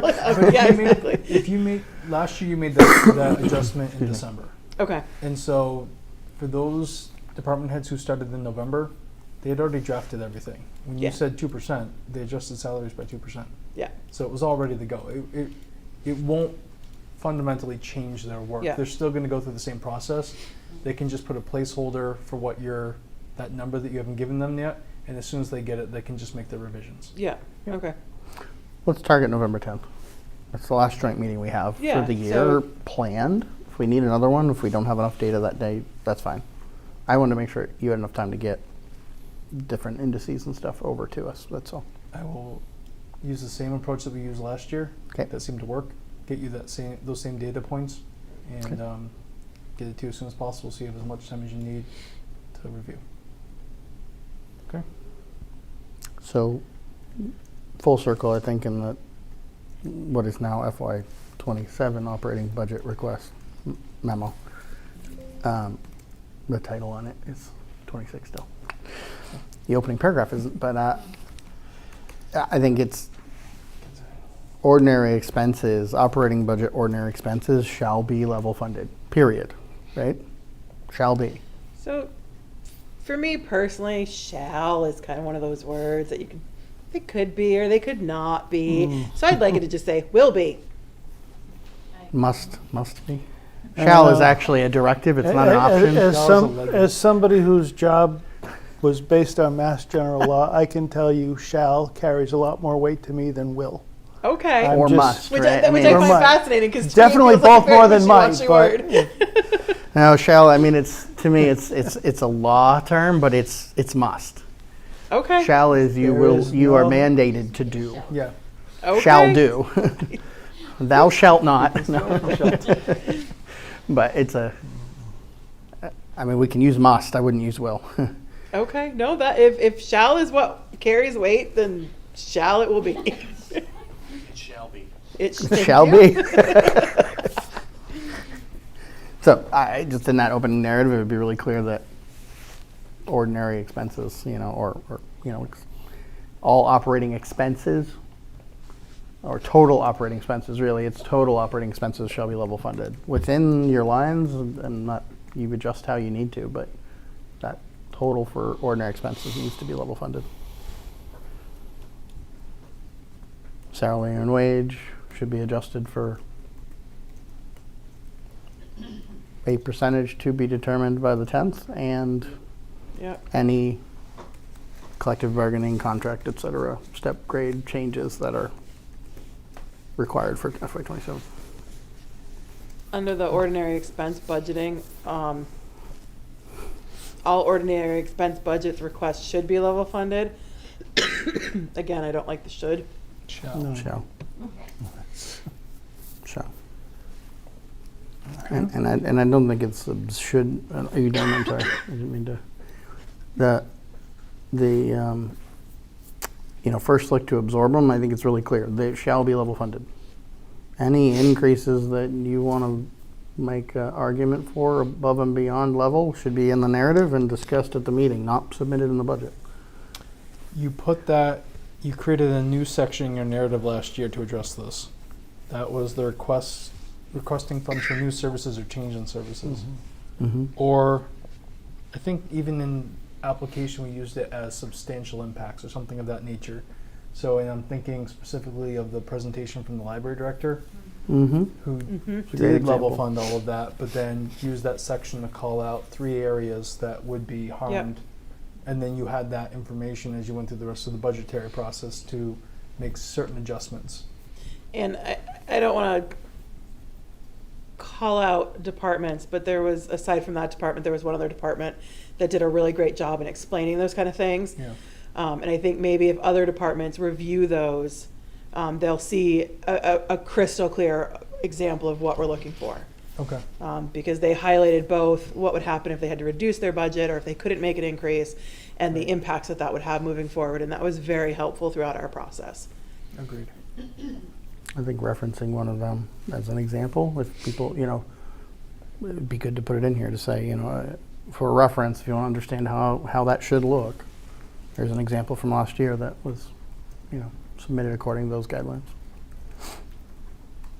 I have a staff meeting coming up next week, so I will go over examples with the staff at that meeting. And the staff and wage budgeting, I think we need to maybe emphasize again, those expected increases are for your existing staffing, existing hours, et cetera. Any changes to increase hours, increase the number of staff members, et cetera, should be requested separately. So under that bullet on the final sentence, Right. I think we use that sentence to try to address what you just said, but it may not be strong enough. It didn't seem to be understood. I don't know if it's not strong enough, but Yeah, it definitely did not seem to be understood last year. Okay. Because there was a couple of positions that came in as new positions that were in the budget, so. That you didn't have Yeah. called out the way you wanted. right. They So shouldn't what be I could do is submitted. emphasize that, bolding, italicize, however we need to draw further attention to it, but I could add at the end of that sentence an explicit, these requests are to be made using the section below. Mhm. So it's even more explicit. Is that reasonable? Yep. Okay. And I don't know if we have anyone who is, but on the off chance, if anyone is retiring and they are planning to backfill with overlap, I'd like to have the explicit number of hours of overlap in there. To me, that needs to be in the new and change in service. So maybe that request for new services, change in services, or change in staff count or hours, like call that out in that third bullet. Yeah. That's for all changes, right? Yes.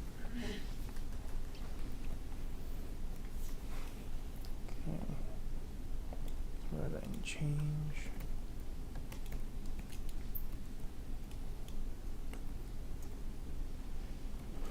And so if they don't submit a budget request by the 22nd of December, we're not going to appropriate for the department, or are they going to get level funded? What are we saying we're doing in that green box? No money for you. You're going to get That's a what I was zero told. budget? No soup for you. You're going to get no expense budget? You're just going to get salary and wages because we're not going to penalize the staff for it? Or what? No, I just want to make sure it's clear what that means. The way I'm Nothing for interpreting you?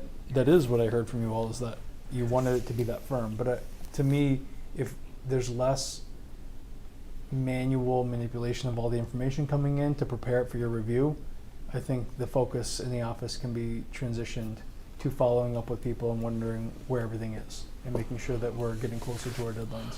So whether that's reminders, whether that's check-ins, whether it's whatever, I think you're going to have less of that because we can repurpose that time in a different way. Or at least that was the vision I had for making these transitions. I understand the sentiment, but I just hear non-value added work. If we're just chasing people for answers that they're expected to provide. I understand how it can look that way. I don't think that's the way I intended it.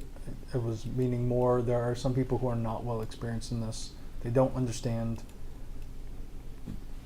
shall versus something else. Those things don't come firsthand to them. And while there are maybe some departments that need some of that additional support or guidance, I find typically we're having some of those challenges with our volunteer boards and commissions who definitely don't speak this language every day. This is their volunteer obligation that they come in and make themselves available once a month to do something. I think a little additional support to the boards and commissions is what I meant in terms of having the opportunity to follow up with them and see where they're at and what they need for support. Support and training, I'm in Yeah. favor of. So yeah, That's much clearer than what you said the first time. Sorry. That's okay. That's No, really that's fine. good. That's good. I'm in favor of that. That makes sense.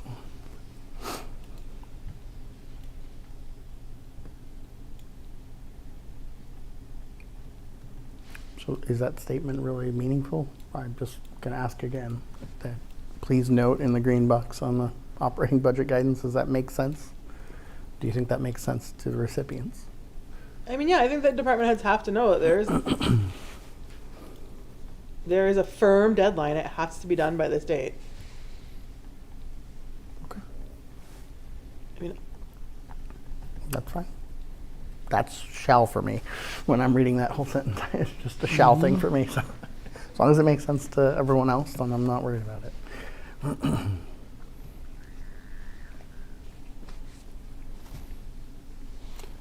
Well, Brian said he has a staff meeting coming up. Mm-hmm. Great time to help them understand what shall means. We will cover it in depth. What's that? We will cover it in depth.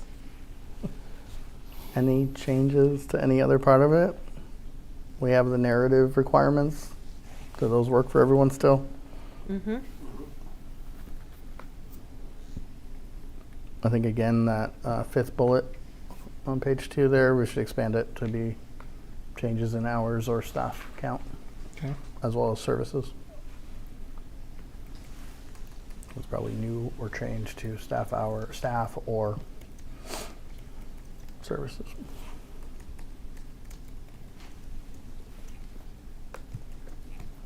I won't judge your additional information section, so if you've had feedback on that, that's I don't think I've looked at that in 2 years because I assume it's same old every year. it's like the Goes to the numbering next and the page. sequencing and everything, so as long as it makes sense to But Brian and the sometimes- department heads haven't given him feedback, I don't think I have any. I don't think we'll have any. It's right there at the top. Anything else on the operating budget narrative? Nope. Do you plan to just make the corrections and go ahead and issue it? The way I handled this last year is after this meeting, I make all the changes, send it back out to the chairs Okay. of these groups to make sure I captured it correctly. And Okay. if you say we're good to go, get them out next week. Okay, perfect. So we'll keep our eye out for that. Okay.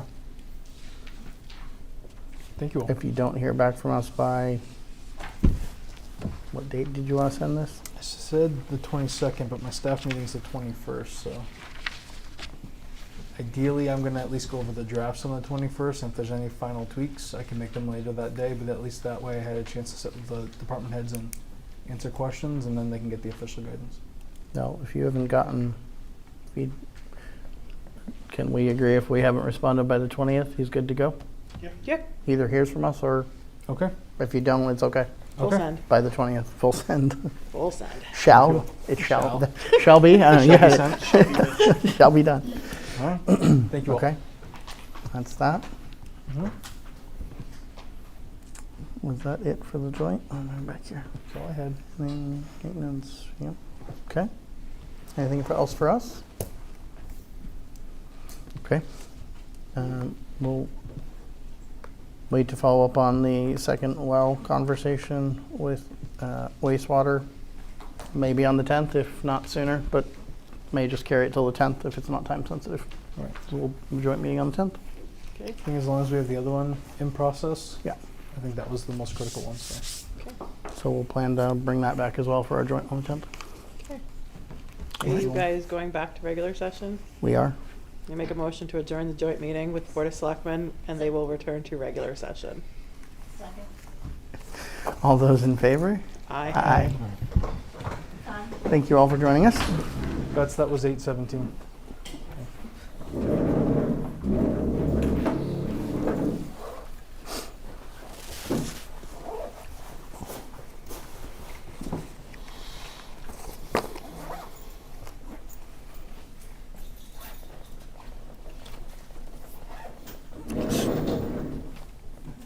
Discussion regarding the comprehensive permit application for 5, 6, and 8 Care Drive and request for feedback from the Zoning Board of Appeals.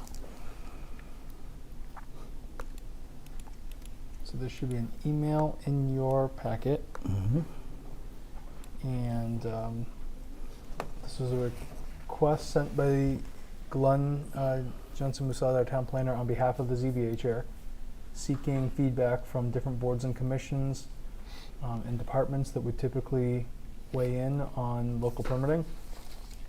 Obviously, this is our first comprehensive permit, so there's a lot of learning that's happening as we go through this process.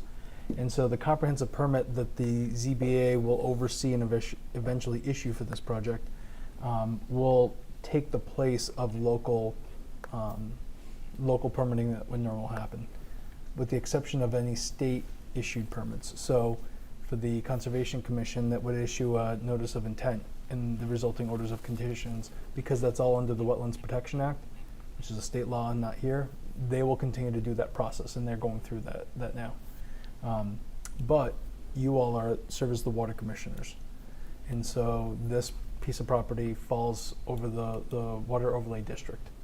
And so in the past, on the library project, you issued a permit for the building of the library. In this case, you won't be doing that. Your opportunity to provide that feedback to the Zoning Board of Appeals and to incorporate any concerns or questions you may have would be through this comprehensive permit process. So I asked the chairman to put this on your agenda to, one, make sure it was for everybody to know that we are in this process right now. The ZBA is meeting, but for the select board specifically, in your role as the special permit authority over the water district, you may want to weigh in from that perspective. And this is our opportunity to do so. And when did they continue their hearing to? They've continued their hearing to October 29th. Okay. And it will be here. So I guess taking a look at this as the water commissioners at what, the proposal, and if there's any comments or questions, we'll put it on for our next meeting for the 27th.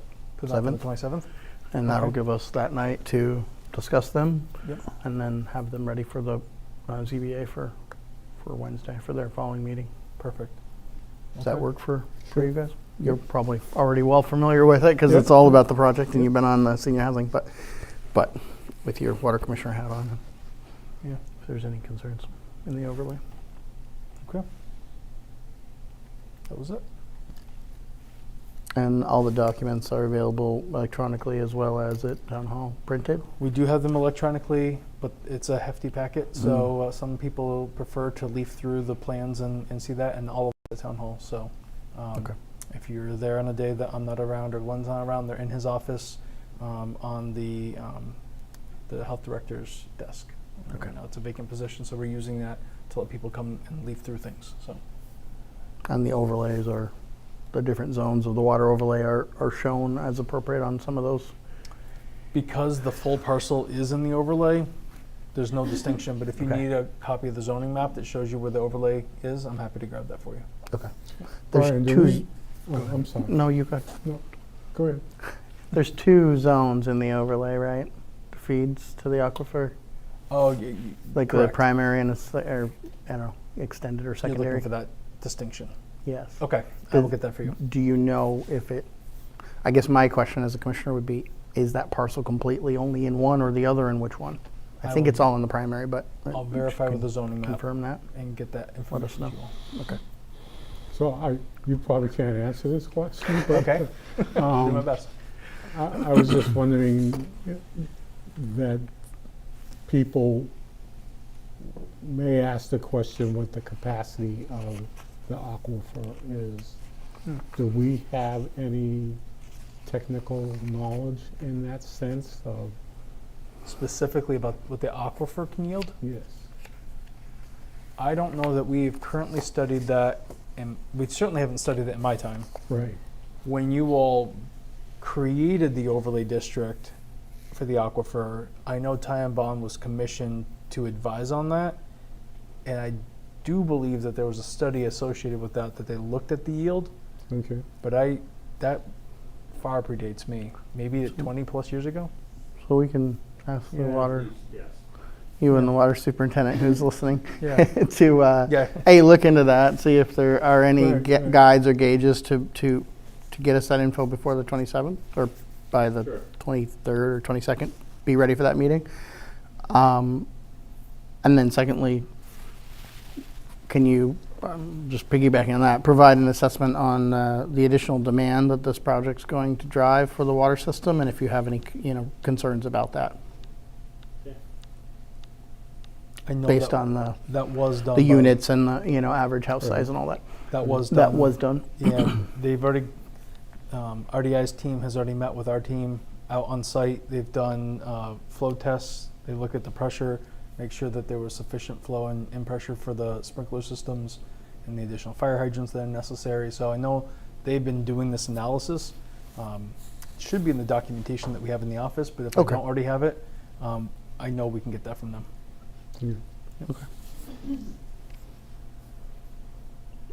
Anything else at the moment that No. we want or need as commissioners for that? This is an exciting next step. Okay.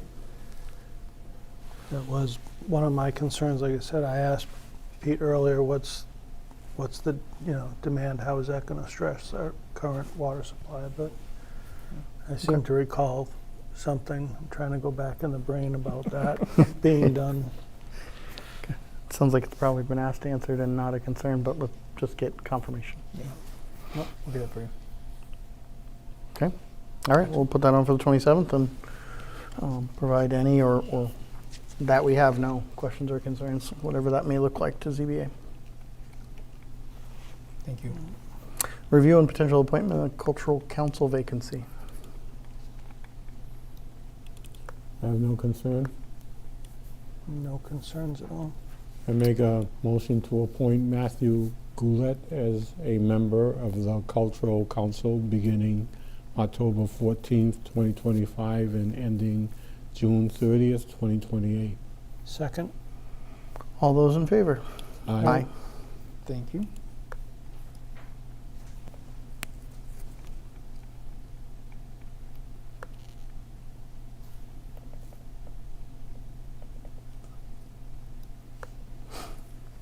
Review of the van driver position description and screening committee.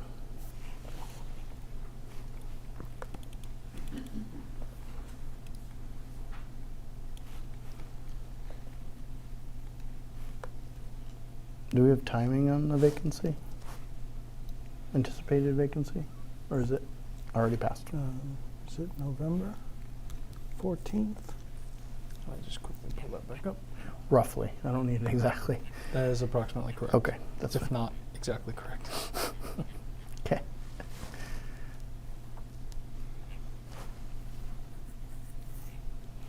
Your answer shall be precise.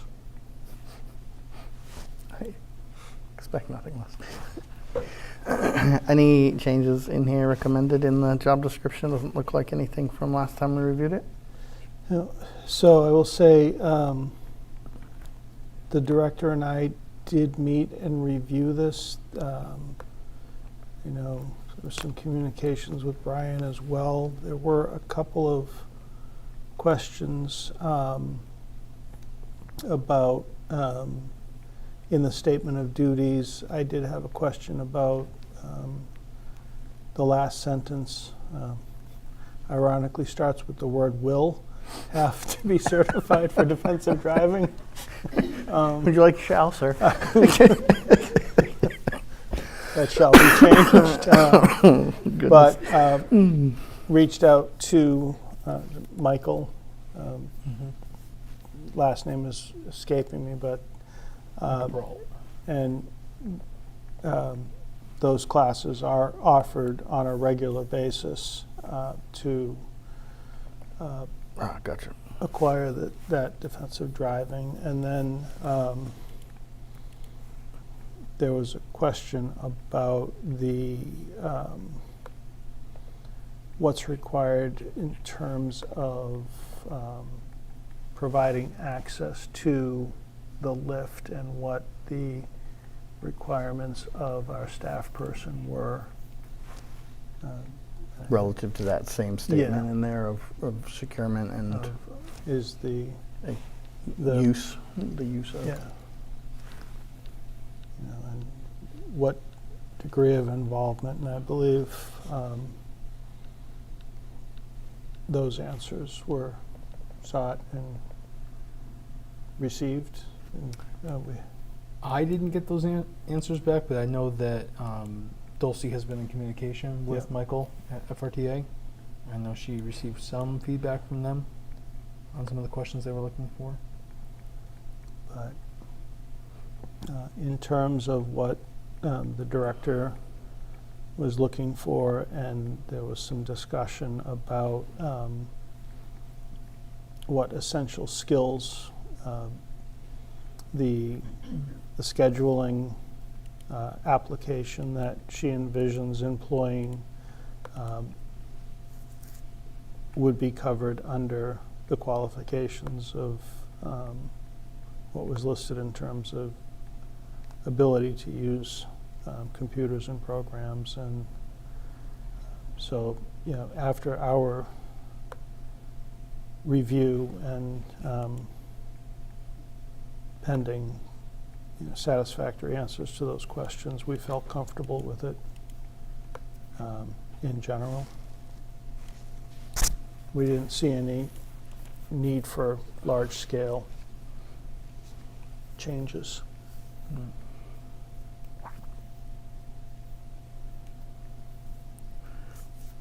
Sounds like maybe depending on what Dulce got back for feedback on the lift use training, maybe adding to the essential functions based on that answer, if there's some certain requirements that that's going to drive about what they are able to assist or how they're able to assist. Yeah. Depending on what the answer is, I think that may be something I'd like to see in there. Unless it's just understanding how it works and how to tell someone what to do or whatever that may be, then maybe not.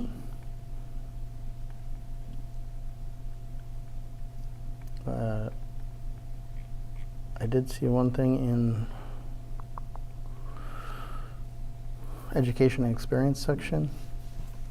Okay. It says 1 year of experience driving in comparable weather conditions. Comparable to what? This is New England weather conditions? I don't know. What are we comparing to? And because there's no reference to anything before that except a high school diploma, so I'm sure it's not that. Yeah, so that was the other thing. Thank you for bringing that up. You're right, that does not make sense, but we also did say we wanted to add high school diploma or equivalent. Yep, Is there- that makes sense. So that request did come in from Dulcie. In the past, the way that the board has always held this is the whole section is read comprehensively, and so Mhm. the final sentence is your equivalency statement that we add to every job description for education experience. uh, The equivalent combination of blah, blah, that Right. ending part. Right. And I believe that gets you where you were just referring. Right. As long as we're reading it comprehensively. Yeah, agreed. Do we present it differently in some other one? I'm feeling like there might be You- one where we might have like bulleted everything before the equivalency and then the equivalency was underneath it, so it kind of made it clear like all of these things or the equivalent. You've had this format for Is that many the same? years, All right. and this phrasing is phrasing that I want to say you came up with maybe back in 2018. It's Okay. been there for a while, and so as you've been revising job descriptions, we've been making sure that we carry that language into each of your job descriptions. Doesn't mean we can't change it again to make it clear.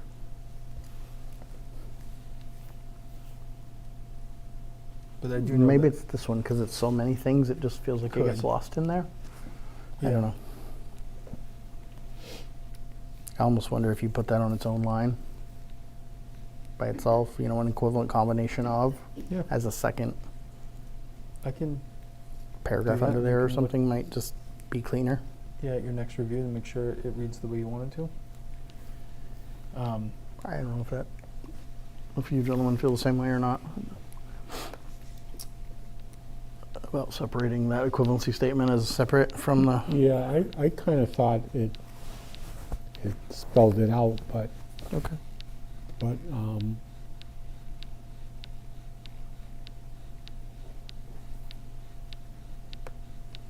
If you're both good with it, then we'll leave it alone. It's up to you. Dulcie did send me one other suggested edit today that said that in the essential function list under number 2, we had used the van service during the pandemic to assist with distribution of food, specifically to our seniors who were homebound.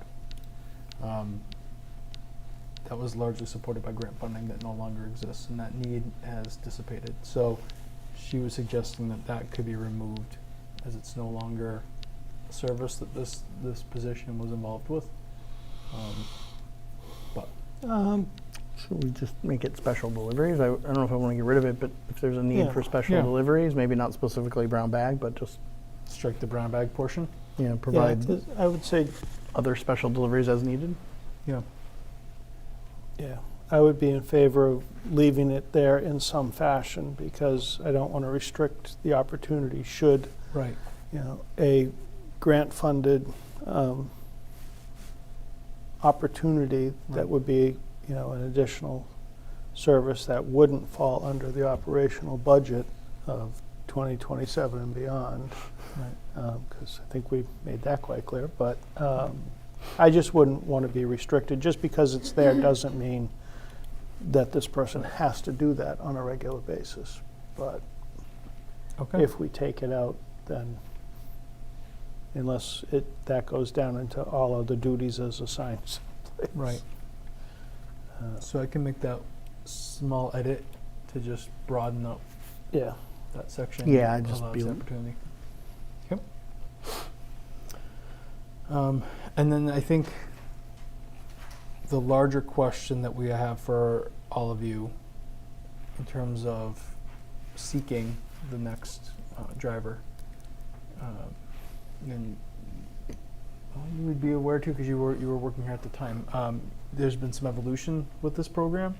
Probably 8+ years ago, we had a high demand for daily rides, and it was enough to keep 2 part-time van drivers operating the bus and moving residents around town. Obviously, during the pandemic, that changed drastically. Coming back out of that pandemic, the ride service looks very different than it did before. The demand scape has changed, and so There's a opportunity with FRTA to sort of change the way that rides are requested and managed. That's part of the technology that you were referring to.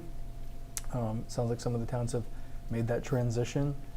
We had not, but this may be the time that we want to revisit that, and I think that's what you were preparing for. But then that also brought up the question, are we maintaining a per diem staff, which may or may not be harder to find the right candidate for, somebody who's waiting to be called to go perform a drive, or are we advertising this as a set number of scheduled hours, that we're looking for somebody to work certain days, certain times, up to a certain number of hours during the week. And so I know we've had a little bit of a conversation of what that may or may not look like, but that would likely have an impact on the applicant pool for our position. So I don't know that we need a decision tonight, but I think that that's something that Dulcie and I are wrestling with and looking for a little guidance on from you all about how you want to approach it. And the costs are reimbursed by FRTA? Yeah, so they used to charge, I think it was $1.50 a ride. That has been suspended year by year over the last few years because they've had grant funding. So there was a little revenue coming in plus the reimbursement coming from FRTA that this all runs through a revolving fund. But because that grant funding exists, residents have not been charged for those rides, and it's all been funded through the FRTA and the grant sources that they have available to us. I know that part of what Dulcie's been talking to Michael about is getting a better understanding of what the budget allows for. And so she got some responses today, but it didn't fully answer the question that we were looking for. So hopefully we have a little more guidance for you at your next read.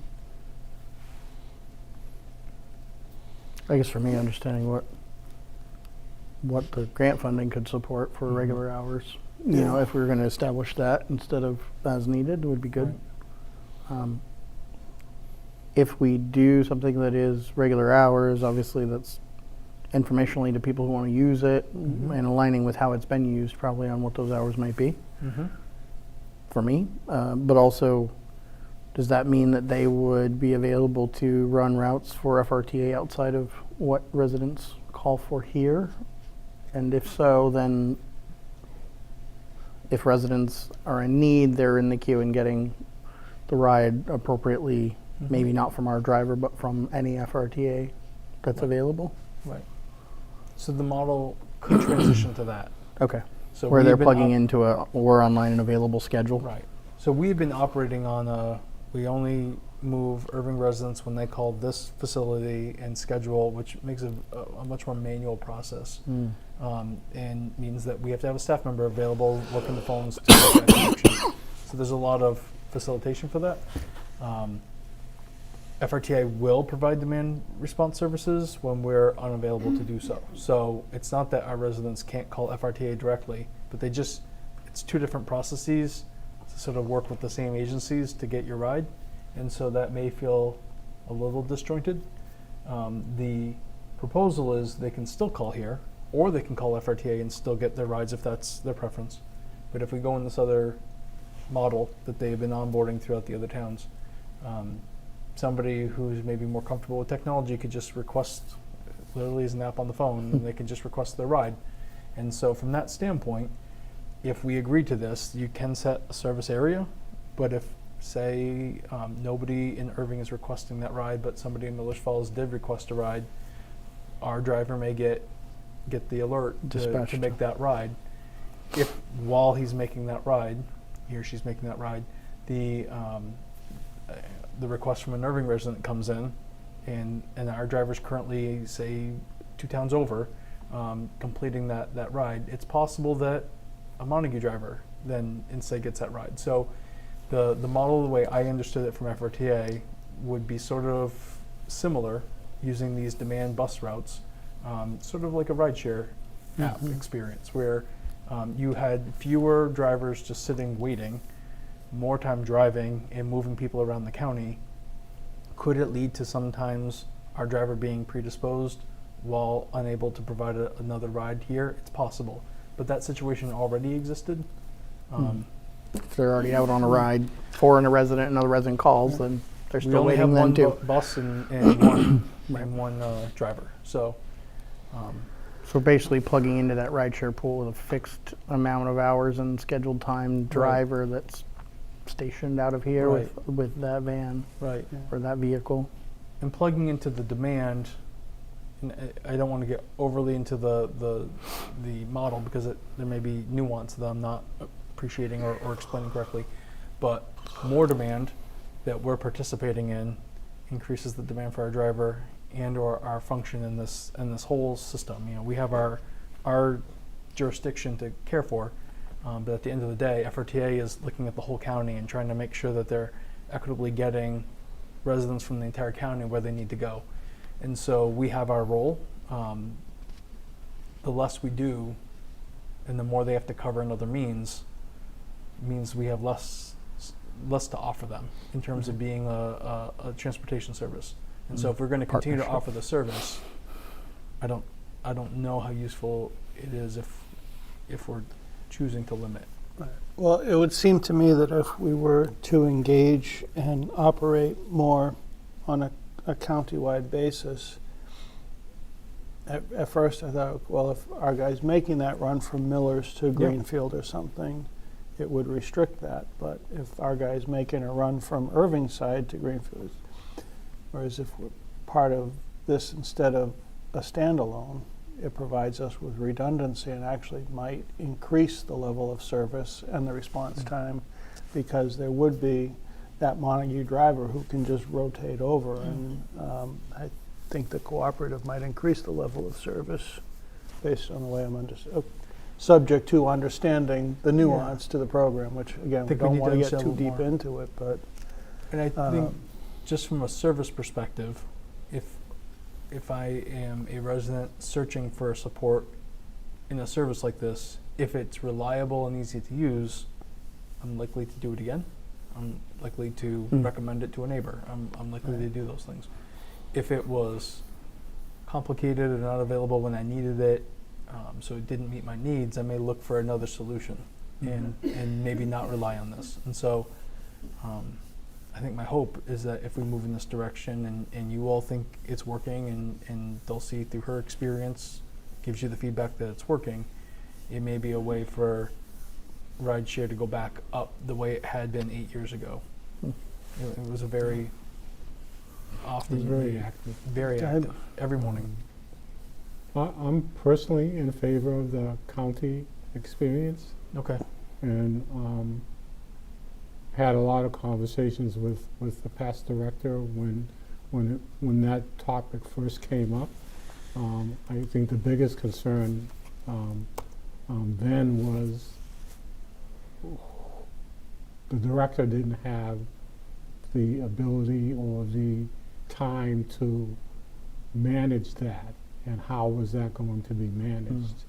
That system, that county-wide system be managed, because she just had too many things going on. Yeah. And so I think that would still exist, but I think because it's spread out amongst all of the communities in Franklin County, it makes it lesser for everyone. And then the other thing is with the housing, potential housing unit, it's going to increase anyways. That's true. That's a given, so. That's a good point. it's a very good point. And the program, I think the demand program has matured too from back then, so it's probably simpler. It's been kind of tried and true now versus it's kind of a 2 or new 3 thing, right? So Maybe 2-3 years that they've yeah, had so it. they've got some experience now and probably streamlined it. You mentioned they could still call here in that model, and not to get in the weeds too much, but just to understand what we think we know. Yep. Is that just where, either the van driver, if they were here on site waiting for a ride, or whoever was answering the phone is able to go on there and schedule, basically go into the demand system and tell them they need a ride, versus someone did it on the app, right? Is that kind of your understanding of it? My understanding from when I had the conversation with the former director and Michael at the time was those options were all available. Okay. Yeah. So they can help facilitate it. Yep.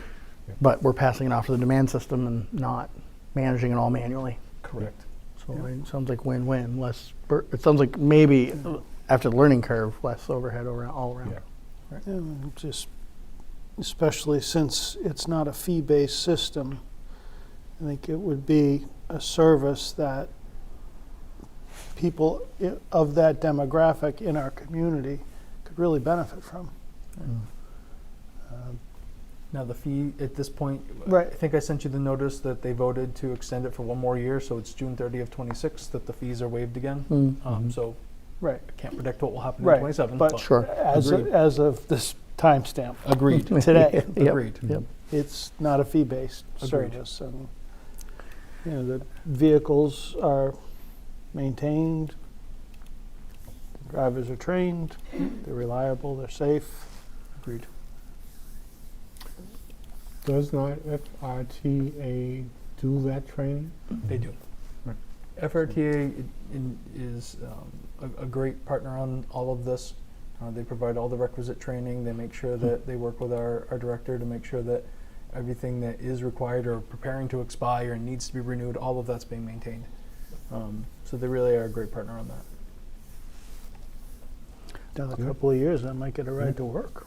A few more years later, maybe one of us will take a driving opportunity if there's an opening. So it sounds like we're all in favor of likely doing that and Okay. expanding it if the grant funding supports it, Okay. making it hopefully more Yeah. interesting and lucrative for parties Okay. to take the job. And I do think we should add to the essential functions if that's the route we're going, something that talks about, maintaining and working within the demand system, whatever that one-liner is, but something that's very clear that that's going to be part of the duties. So for your next review, we'll have those red lines in addition to the other ones, and I'll finish working with Dulcie to get the answers from FRTA around the funding. Make sure you have a clear picture so that we can be very clear in your final version of this, as well as the advertisement we put out. Okay? Yeah, and I think rely to the director on recommended hours based on all that, and if there's no red flags, the recommendation is to be part of the demand system or not. Perfect. Okay, Okay. we get it done. We'll put it on for next meeting. You got it. You also got a And on the screening committee part of it, I guess there was, 3-person historically. Any concerns with that at this point? No, we had a discussion about that, Dulcie and I did, and we looked at the prospect of, maybe engaging with somebody who uses the center as a community member representative, and then I thought we did just bring on the activities coordinator, and I thought it would be a good fit and a great place to start as we're starting to form what the vision will look like of the services and everything, that Kate would participate in this. So I did recommend that as a possibility. Based on your conversation, do you want time to come back with the final, final recommendation, or the director too, or is that the recommendation? I believe Based on that your- was our recommendation that we're putting forward to you gentlemen as well. Fine with me. Are you recommending yourself as the board member? I am Okay. Just volunteer- wanted to make sure if No, you were I- volunteering. I if am was gonna- volunteering myself as tribute, yes. Okay. Once again. Oops. I have no concerns. No concerns. Yeah, so we'll put that. perfect. I think I just broke Otis's microphone. Jim can't speak anymore tonight. Thank you all. Next topic, review of the draft assistant town accountant position description. So we had put funding in for this assistant role in fiscal 26. It was in our operating That's correct. budget.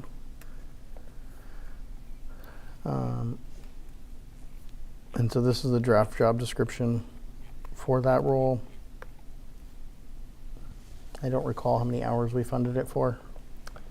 But we also, I discussed some with Brian and the accountant around having some further duties that would support the admin office, specifically around assisting with purchasing and procurement side of things, to take some load on, because we know we have more than we have time for right now in the department. So the essential functions do include some of those. I don't know if there's other ones to call out in there that we specifically carried that are maybe more under the direction of the town administrator than the accountant, but it does have some of those duties blended in there as well.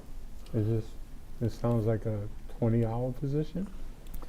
I don't know if we were at 20 hours. I don't think we have the funding for that right Yeah. now. Okay. I think we're anticipating something, maybe 2 days a week, something of that nature. I don't know if it needs to be more part-time than that. I need to go back over, to the chairman's point, the amount that was budgeted out of the town accountant's budget and relook at the office budget for us to see what we have for capacity. I wanted to make sure, obviously, that the direction of this job description was aligning with what the anticipation was, and make sure the classification was correctly identified. Has the accountant indicated what she believes would make her job easier? Yes. The amount of hours? Yes. Oh, and the number of hours? Right.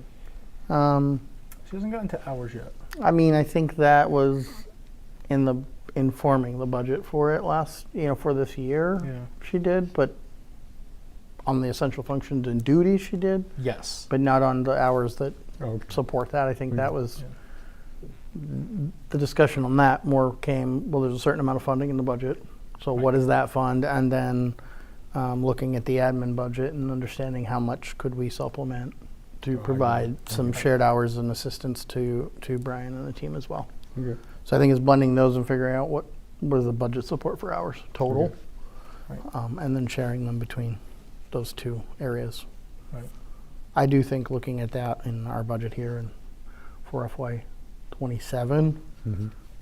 about support on the admin side, and a couple of years ago with the override we had looked at a position, but I know we didn't get that, so that kind of hasn't been revisited, but I do think we should visit that in the FY27, and whether that's expanding the job and duties here that we start with or something different, I don't know, but I think it's something the board needs to talk about in the budget for the administration side of things, Okay. beyond what we can do with this in FY26. Not to segue into that, but just as maybe related to kind of what else might we need or be able to do in the coming year. So to the point you made a few minutes ago about the items that were more aligned with the admin office, essential function 10 and 11 are specifically referring to the budgetary planning process and support, as well as the procurement process, issuing, tracking the purchase orders, and making sure that we have compliance with state law. And with that, under the special requirements, is the requirement to obtain associate MCPPO designation within the year. So those three things are not necessarily required if you just solely wanted to make this a town accountant office support position. But those three things are directly attributed to supporting what the chairman was just talking about. What's involved in acquiring that MCPPO? You need to be working in the field where you're directly involved in the purchasing process. So this position, if approved, would take care of that. There are 3 core courses that need to be completed. One has transitioned to a self-paced 3 or 4 week course. The other 2 are live session courses, and those occur in 1 week. All 3 conclude with an examination that you must pass with a certain score, not higher. And then once designated, you have to maintain good standing, and the Corey check. Once designated, you have to maintain good standing, and there's a continuing education requirement every 3 years. So it's all doable within a year's period. And it wouldn't take somebody substantially away from their duties. They would have those training components, which as a part-time employee would be the work for the week, but other than that, it wouldn't be disruptive throughout the year. And is there a cost associated with those classes, or is Yeah. Yep, there's I want to say it's a $600 per course cost. I think so. So a couple $1,000s total. Correct. Total training. We do, just on that front, we've been doing more in the recent years with expanding how many staff members have at least partial, if not the associate level training for this program. Having your department heads have a better understanding of that, of the statutory requirements and the rationale behind it. So it's very clear while they're going through the early stages of a procurement before it gets to the point where you all are looking at something. It's much more helpful. So we've been trying to broaden that. So when opportunities present themselves, we just were able to get Chief Wonka through. We had a free designation, and he was the one staff member that was ready, willing, and able to step up and do that. And others said, if I had more capacity right now, I'd be interested. So as we have more opportunities, we've been trying to get people through those courses. So we'll continue that as well. As an aside, Brian's been helping facilitate more and more of our department heads getting more training and education, and maybe not certifications, but skills, building their skills. And that's something that we should bring to the board and make you all aware of kind of what the department heads have been doing and to further their skills and their abilities on a regular basis, and maybe quarterly or as they complete things. We haven't done, I'm just reflecting, we haven't done a good job of informing the board of those achievements of the team and what they've been doing, and we should. That's a great point. We should acknowledge them. Yeah. So. And we invest in our assets, the return is higher, so. Right. And our people are our most important asset, so keep investing in them. My point exactly. But both of you should be aware. I'm anecdotally aware of some, but I'm sure there's lots that I'm not as well. We should keep you all informed and recognize them for that effort too, because a lot of times it's extra effort. Those accomplishments should be recognized. Absolutely. Other questions specific to this draft? Not at this time. Any concerns with it so far? I think grading, Brian mentioned too, based on the assistant, based on the job functions and the what authority or discretion under direction or guidance or delegation that they would have ended up at grade D based on our discussions. But again, take a look at that and see if that aligns with how you see this position and versus our other grade D positions. I'll send over the wage table, and I'll send over the listing of positions and where they're classified for reference. The grading of all of them? Okay.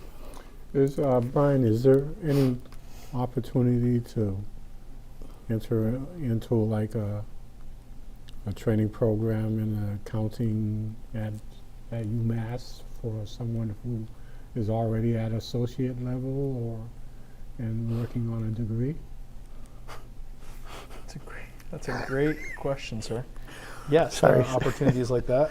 The state has identified, they've heard from municipalities statewide and launched a fellowship program, which we did participate in the summer.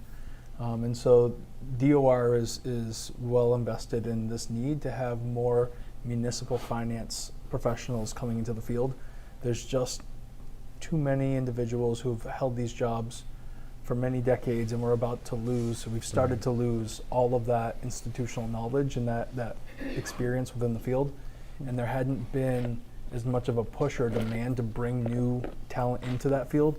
And so DOR is working really hard with the community colleges and the state universities to align at least some municipal or state type of financial auditing or accounting courses. Fund accounting is a little bit different than traditional accounting, but to at least give students an opportunity to learn about it and to explore internships with municipalities. So yes, there are inroads that have been made. It's hard for small towns, especially when we don't have full-time staff, to be able to make that commitment to some of these fellowships. But we piloted it this year and found it to be very informative. So, but we did. That's another acknowledgement. And again, that we had the financial intern this summer, and I think we had a lot of good stuff out of it. I mean, absolutely. You probably maybe caught it, maybe didn't, but that's what Brandon was doing this summer and working on ClearGov and getting some of the capital budget stuff set up for the capital planning committee. That's some of the work he did as the intern. So I think it Very had great ambitious rewards. self-starter from what I recall hearing. This is true. This is This true. is true. So, and we reaped benefits from it for sure. Absolutely. And he learned real world experience. And I Mhm. believe he was getting paid through the state, through the program. So I like went all the way around. I think it's great. And I think it's amazing we got to be able to partake Absolutely. and have someone here. So, Yeah. Yep. and thank you to Brian and to the town accountant too for supporting that. It was a big part of what, being able to make that happen. They were dedicating time for that too. Okay. So. Well, So I'm impressed. so now. The things that you guys, that all of us don't, and I think the town in general don't see happening behind the scenes. There's a lot of that kind of stuff all the time, and we got to Yeah. find the time and then ways to communicate that better. Right. Agreed. Is there a potential to weave this position and opportunities into some sort of succession planning for when that time comes, when we find ourselves about to lose institutional knowledge? That's exactly where I think this is the genesis of this. We're all talking about our town accountant. I don't think there's any mystery behind the way her style of working is. She's been doing this job for quite some time. She does it very well. She's very efficient. She's been a one-woman show for many years. The idea that she came to you in the budget season and even asked you to consider this is her subtle way of saying, I'm thinking. She's under no timetable other than her own, but I think she's thinking about it. And she put in her justification, it was a very brief sentence or two in her justification, but part of the rationale was succession planning. So whether you identify a candidate through this process that is somebody who is able to train and one day apply to be your town accountant, I don't know. If it's simply somebody who is able to help stabilize the office and provide office support during a transition, as you identify your next town accountant, could be that as well. But she is starting to think like that. But part of this will serve one of those two purposes. Right. Either bridge the time where someone who's not familiar is getting up to speed that we've brought on when that time comes, or potentially be the person who could step into that role. Correct. Tell me the downside. It costs money. That's it. Everything- But everything everything costs money. Gallon of milk's not getting cheaper for the. And I think, Nope. not to drag this meeting out any longer, but I think the one thing, to the chairman's point, we don't say it enough, but I think one thing we're very fortunate is our financial system is in good shape. We're very strong. It's something that is very understated, but without a strong financial backbone, we could be in a world of hurt. And so I take it very seriously that Debbie's willing to have this conversation and bring somebody potentially with your permission into her office and have that trust with her financial. She protects it very seriously, and I appreciate that, that she's willing to potentially open that up and trust somebody with that, and to continue to shepherd a good practice forward. So I think it really is something that is a serious issue for the town, that we want to continue to have good financial controls here in town. I know some towns have outsourced that. I don't know how they do that well. I would be concerned about outsourcing those services and not having somebody here to monitor and work with the town staff every day. I have some anecdotal experience with that, and I'm just going to say I'd be reluctant to move in that direction based on my past experience. Right.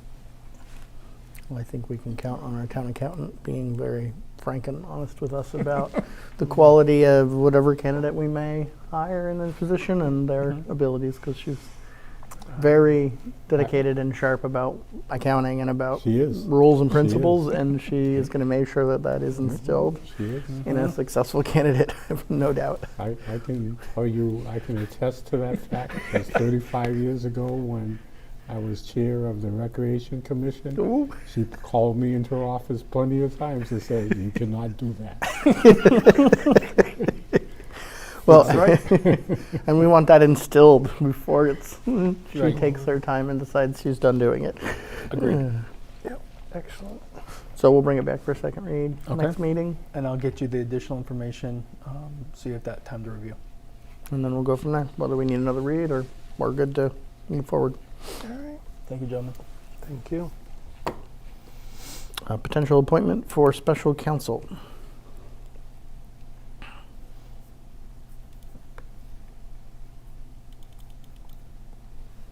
I have no concern. So, looking at a special counsel for the cable franchise renewal agreement for those listening, before we just make a motion. So it's been identified, I believe, was this person worked on it last time?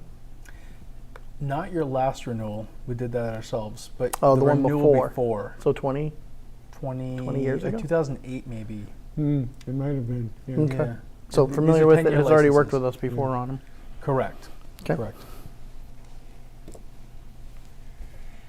Any questions, concerns? No, I read through the proposal and, It's fairly standard.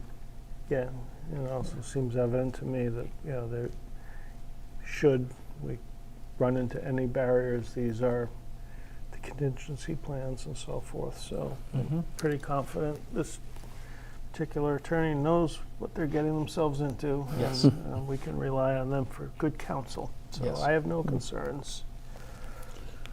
I make a motion to engage Attorney William Solomon as special counsel to provide legal services related to the cable license renewal process as outlined in the scope of services dated October 2025, and authorize Chairman Smith to sign the services agreement on behalf of the Select Board.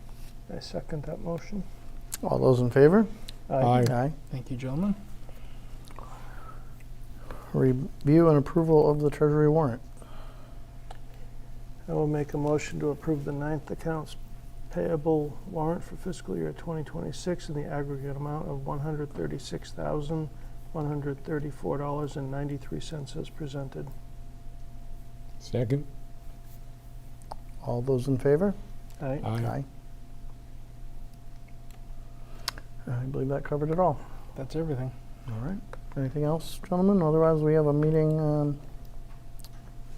on the 27th, and we're tentatively looking at an executive session on the 23rd. If you guys are available on the 23rd, Yep. Correct. 6:30, 6 o'clock work?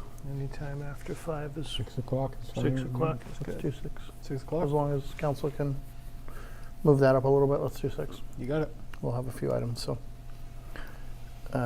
So that'll be executive, expect only.